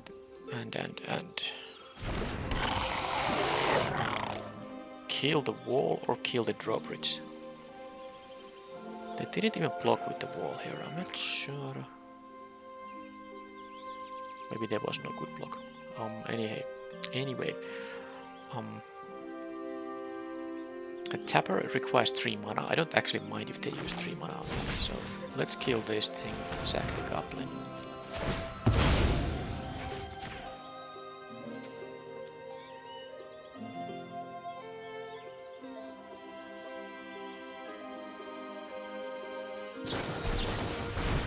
Okay. Well, they lose the flyer still, but they don't lose the wall. So that's 4/1/1 flyers. I have to pass with 3 mana up because I don't have enough black mana here.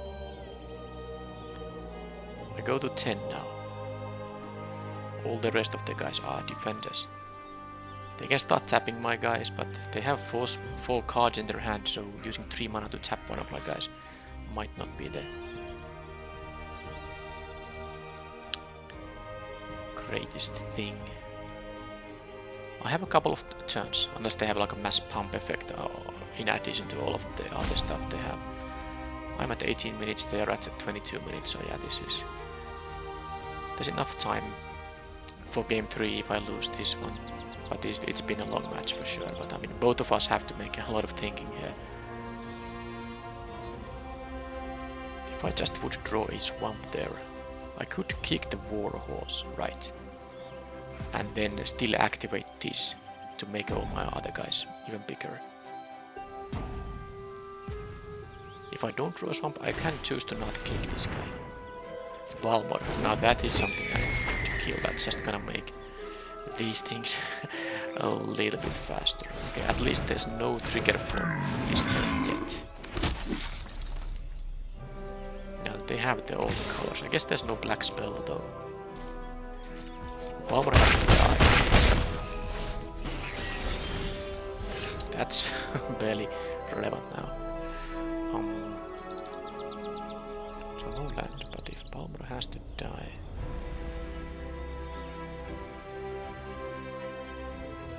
Well, I mean, if Palmer has to die, let's do it like this.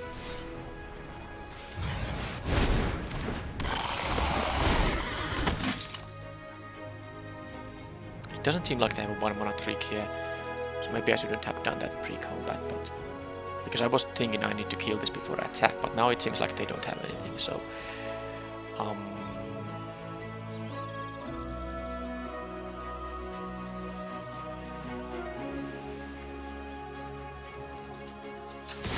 enlist attack.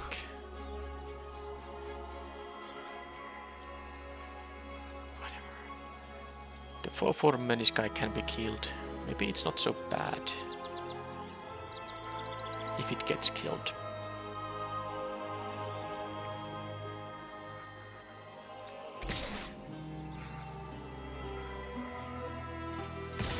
Sure, let's do it like this.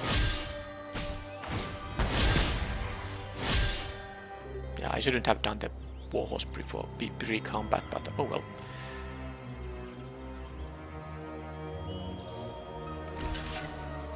That's a free block in there. I could have not attacked with this thing, but they also could have gotten the iron blocked with the wall and something else. So I kind of like the idea that I attack with a 3-3 here.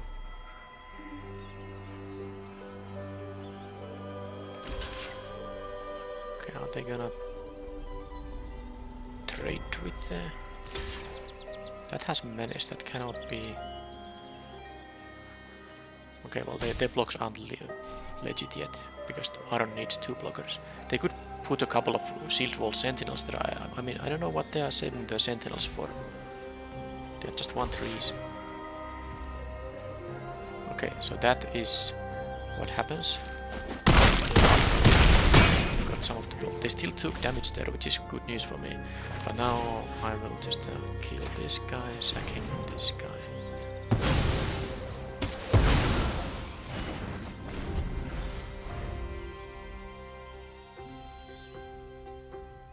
So I could have here a 2-turn.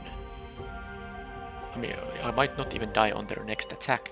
If they can attack me down to 6, I can block the Cavalier. Unless they kill the Warhorse, then I go down to 4 and then I'm dead on the next turn. Yeah, well, I mean, I can't really play around everything here. I just need to try to win. I'm actually surprised they have blocked with this stuff, so that they have gone to 4 life here with so many blockers available. I mean, the Shield Wall Sentinels haven't done much anything here. But yeah, they can have like a Urborg repossession or something. Yeah.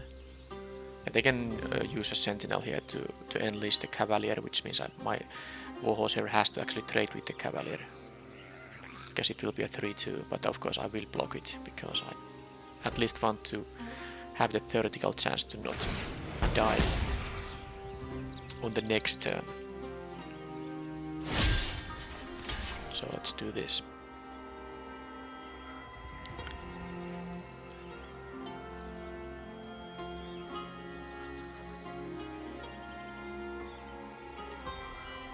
They are thinking about something. What is it that they are thinking about?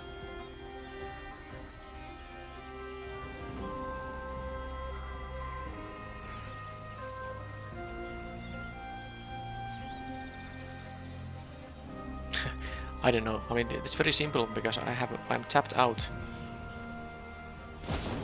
So click. Okay, now that they were thinking if they should be that.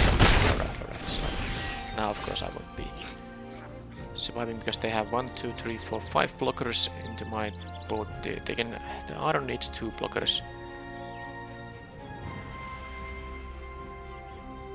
So they have 3 blockers on the remaining stuff, but I mean it's not gonna be a lethal attack. They have exactly enough blockers there. So if I drew something good here, I don't think there is a win here.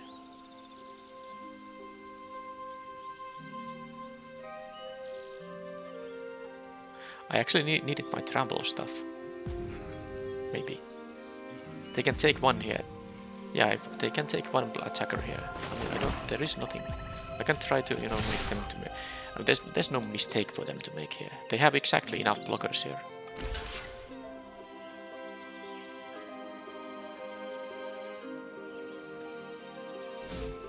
Two on Aron and then 3 on, They can take 2 here. If I had a pump spell, well, my deck doesn't have a pump spell. The equipment wouldn't actually helped that much because they can still take a 3 power creature here. So yeah, this is not gonna work. And playing the Lilian of the Veil pre-combat doesn't make any sense because they can just sack the Sentinel or one of the flyers, no problem. No problem there. So I don't know why I'm even attacking. Maybe I hope that they somehow, don't block the iron here and not take.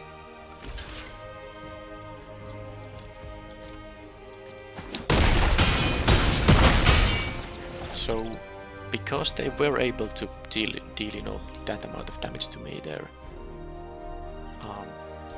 I'm dead with their next attack. But I mean, if they get what 6 tokens from the chaplain, it's not really a big surprise that you don't win the game. So how do I beat the chaplain deck here? Probably no particular.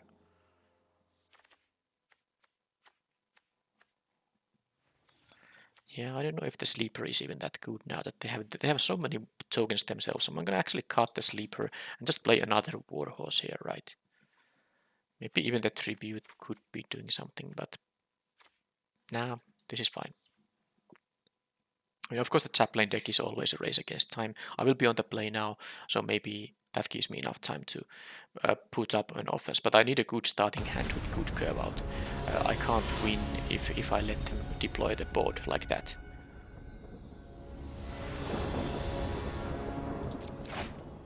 Okay, this is a good starting hand. I don't have a 2-mana creature, but I can play the Hero's Heirloom here and hope they don't have answer for this thing. This can actually be a 5/4 menace with the Heirloom. Okay, I haven't, you know, 2-drop after all, but this is double white. I don't have that yet. Okay, not the end of the world, I guess.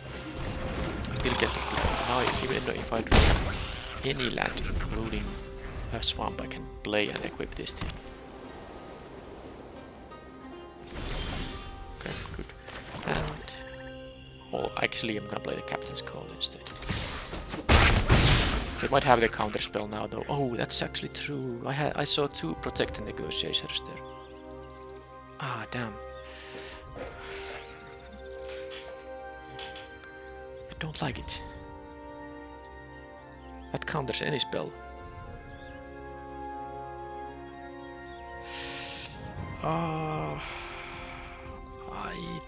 I'm gonna play this because I think they might have that. This means I missed 2 damage, but I guess it's not the end of the world. I'm not gonna get countered by Protect and Negotiators here.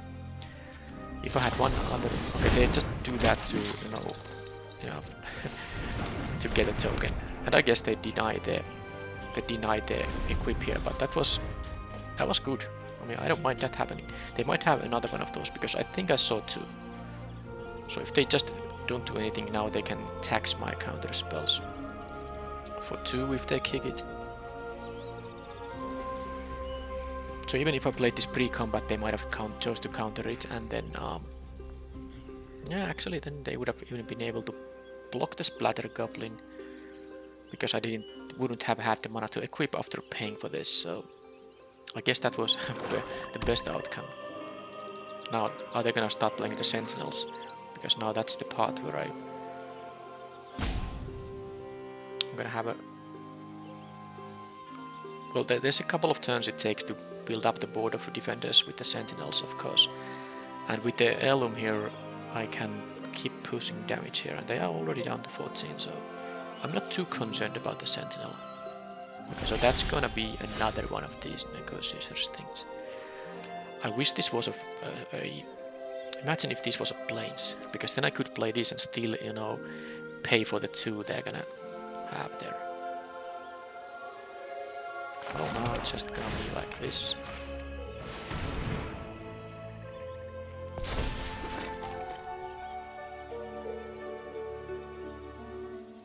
You can have a resolute reinforcement, but you know, if I get to scry here, it wouldn't be the worst.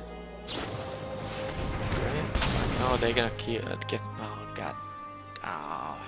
They get the equipment here. They get the equipment and get to block now. That is annoying because I wanted to have the equipment around. But I wanted to have the Bone Splinters with the Splatter Goblin that, you know, kills the a 1/1 for free. This Prayer of Binding was super annoying. Yep. Wow. Man, because now if they have a Sealed Wall Sentinel, I will be in trouble here quite soon. I guess with the Iron and Captain's Call, things aren't gonna be that bad. I will draw the Plains as well. But I can't even push through the Sealed Wall Sentinel, it's a 1/3. Okay, well they are taking their time now. Of course they have 5 cards in their hand, so multiple options. Yep, that's it. Game is on.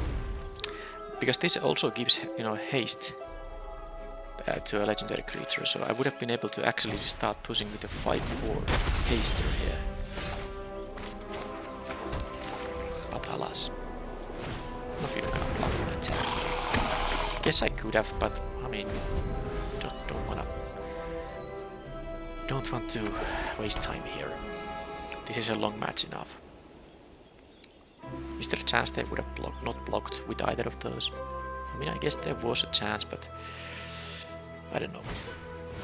Really good legend, and then another Shield Wall Sentinel. How fun. I will build a board of... I need to just keep more creatures coming up so I can sacrifice things to make a board of massive things. Alright, this is good. Am I going to... Yes, I am. I'm going to do this with... I don't know. So I can push for damage and also get the Scry here.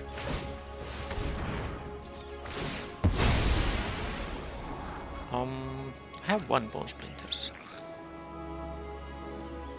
I think I need creatures more than ways to sacrifice. I have already a sacrifice. And if there's some problematic creature I need to kill, I have the Bone Splinters here.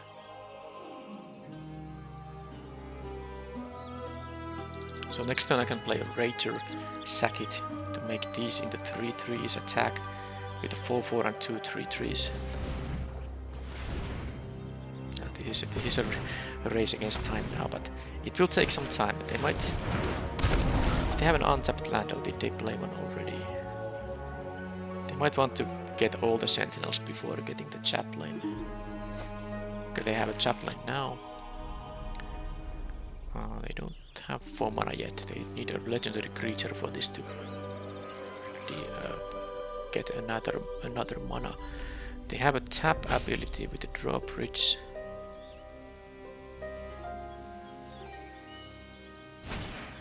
Okay, that is annoying.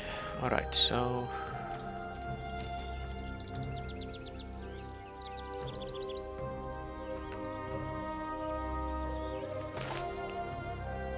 I think what I have to do here is this.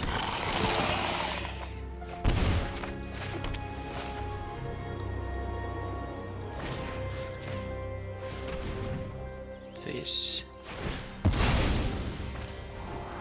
Don't need that. And then I can attack with a 3/3 and a 4/4 menace.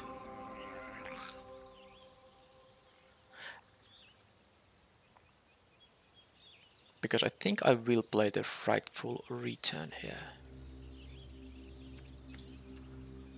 Get something like a Rager back. I'm not going to sack a creature to make them. Yeah, if they double block the Vivisector here, they get 1 fewer token. That is fine, and I get the Scry. Otherwise they take a bunch of damage, and then I will play the Frightful Return, returning Phyrexian Rager here. Skipping the chapter 1.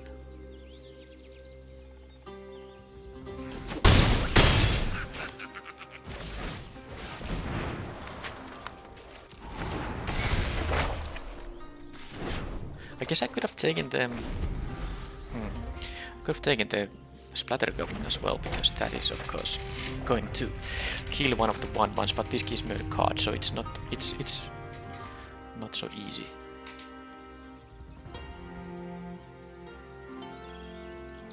They can just sack a Relic of Legends. Non-land, non-token. Yeah, they can do it.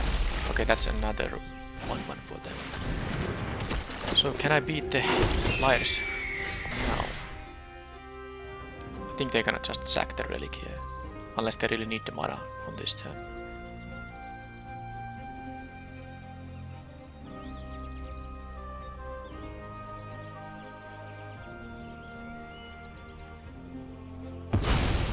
One of the sentinels. Okay, I'm happy that... So they need the mana, right? Okay, well, anyway. That is 7 mana, so I actually could kick this thing. And then use the... Yeah, I don't need to have the Rager now. It's good. Oh, they have a counter spell. Ah, that's the last card in their hand. Ah, God. Ah, really. They are top decking now, but I really wanted Warhorse to survive here. Well, I mean, not much I can do about it this turn. I can still sack one. Well, let's see how they block before I don't have to sack anything. I'm gonna just anyway do this. Yeah, I should have. Well, I mean, I didn't play around the counter spell, but I don't think it matters too much in the end. Oh, they have to block the Wildy Sector. Yeah. Right, so they are gonna. Yeah, well, let's sack one of these. Kill one of the sentinels.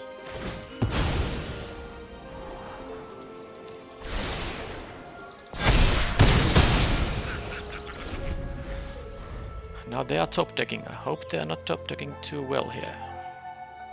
They do have 2 draw bridges, which are gonna be able to tap down my attacks. It's really nasty. Ah, the chaplain deck is. Oh, come on. Blockers. This is such an annoying bait. Oh, come on. I have scryed so many lands here too. Alright, well.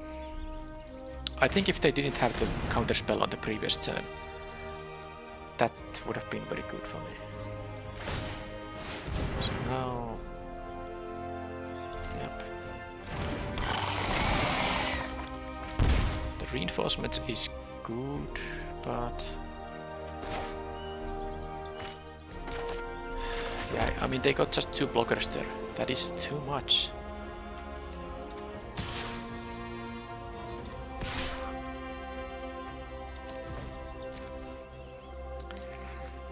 I mean, they need to draw like 2 lands, and even then.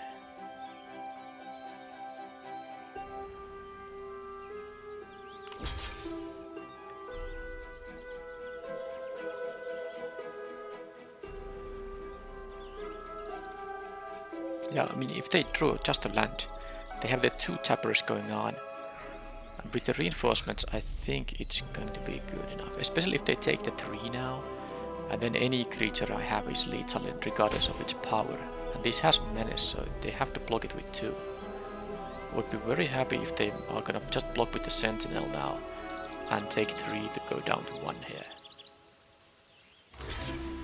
They're gonna do that, which is fine. So am I going to kill the sentinel or the... Because the 1/1 will go anyway, and then I can choose to...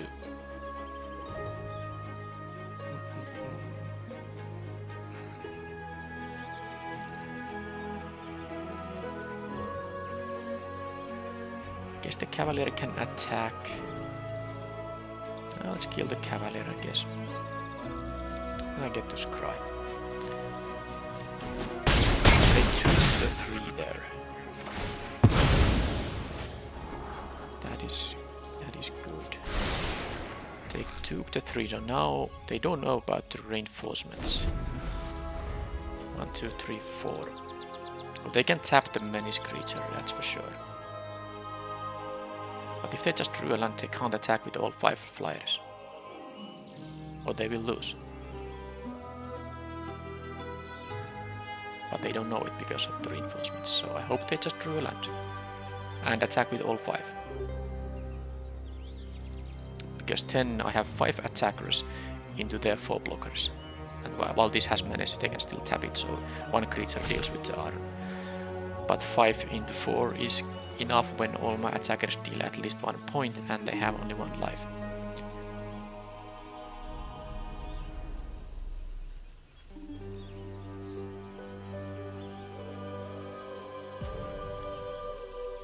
Well, they are thinking... Yeah, the phalanx was sorry, the cavalier was annoying. But, yeah, they attack with everything, so now if they have a land in hand, I win the game. That is how it goes. That's what they have.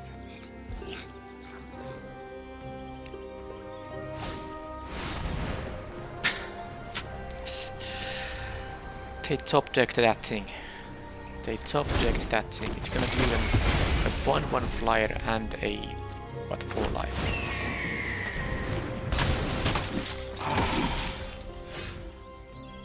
Now they don't have up tapping ability here.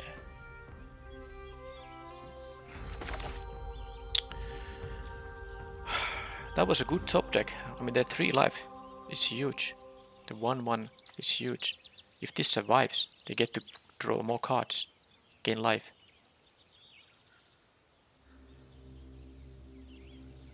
So how can I try to do this?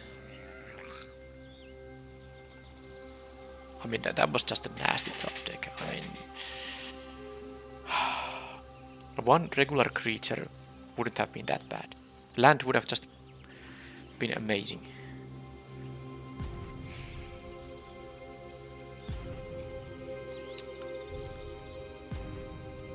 So they have to double block the penalties, but I can't even kill both of the blockers if they put 2-3 toughness creatures there. And then the 2/4 can eat my stuff here. So I can't even attack with that thing. So what I can do, I can attack with this. And I guess with this guy too. Yeah, because, yeah. I couldn't get lucky enough here. I guess lucky enough for the opponent to just top deck a land on a critical turn. The fact they got a 3 life and a barricade back and a 1/1 flyer there, it's just yeah.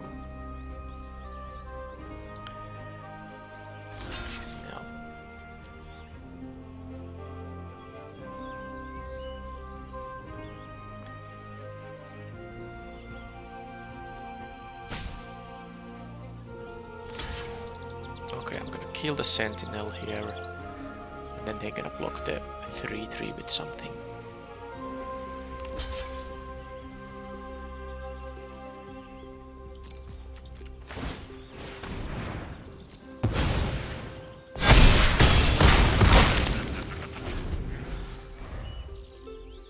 But now, I'll just lose to these flyers. That's just how it goes.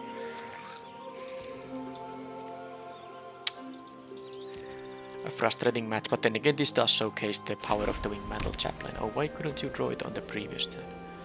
The power of the Wingmantle Chaplain is just, I mean, especially, I mean, they are also playing a deck with, what, 4 of these guys, or at least 3. Maybe there was a 4th one. Also, the fact they had the heirloom there is super annoying.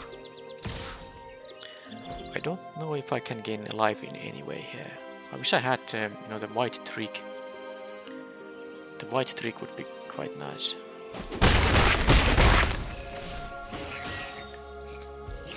Which one? You know, the one that gives lifelink and indestructible and a counter on a creature, but I don't have that in my draft pool.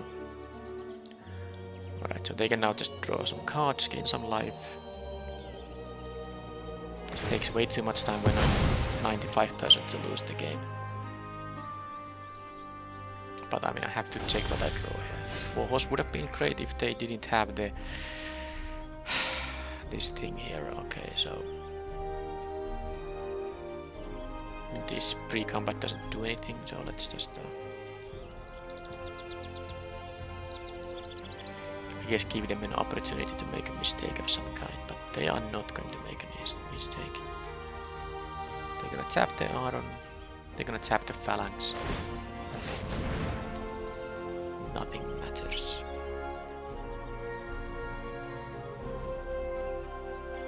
I mean, this is just whatever. I'm not gonna beat them. Alright, so this was an event with two pretty frustrating losses, especially the match one, where I just flooded out in the game 3. But I mean, sometimes that happens. I think the deck had potential for a 3-0 here. And while of course you never get a guaranteed 3-0, but this deck was really good.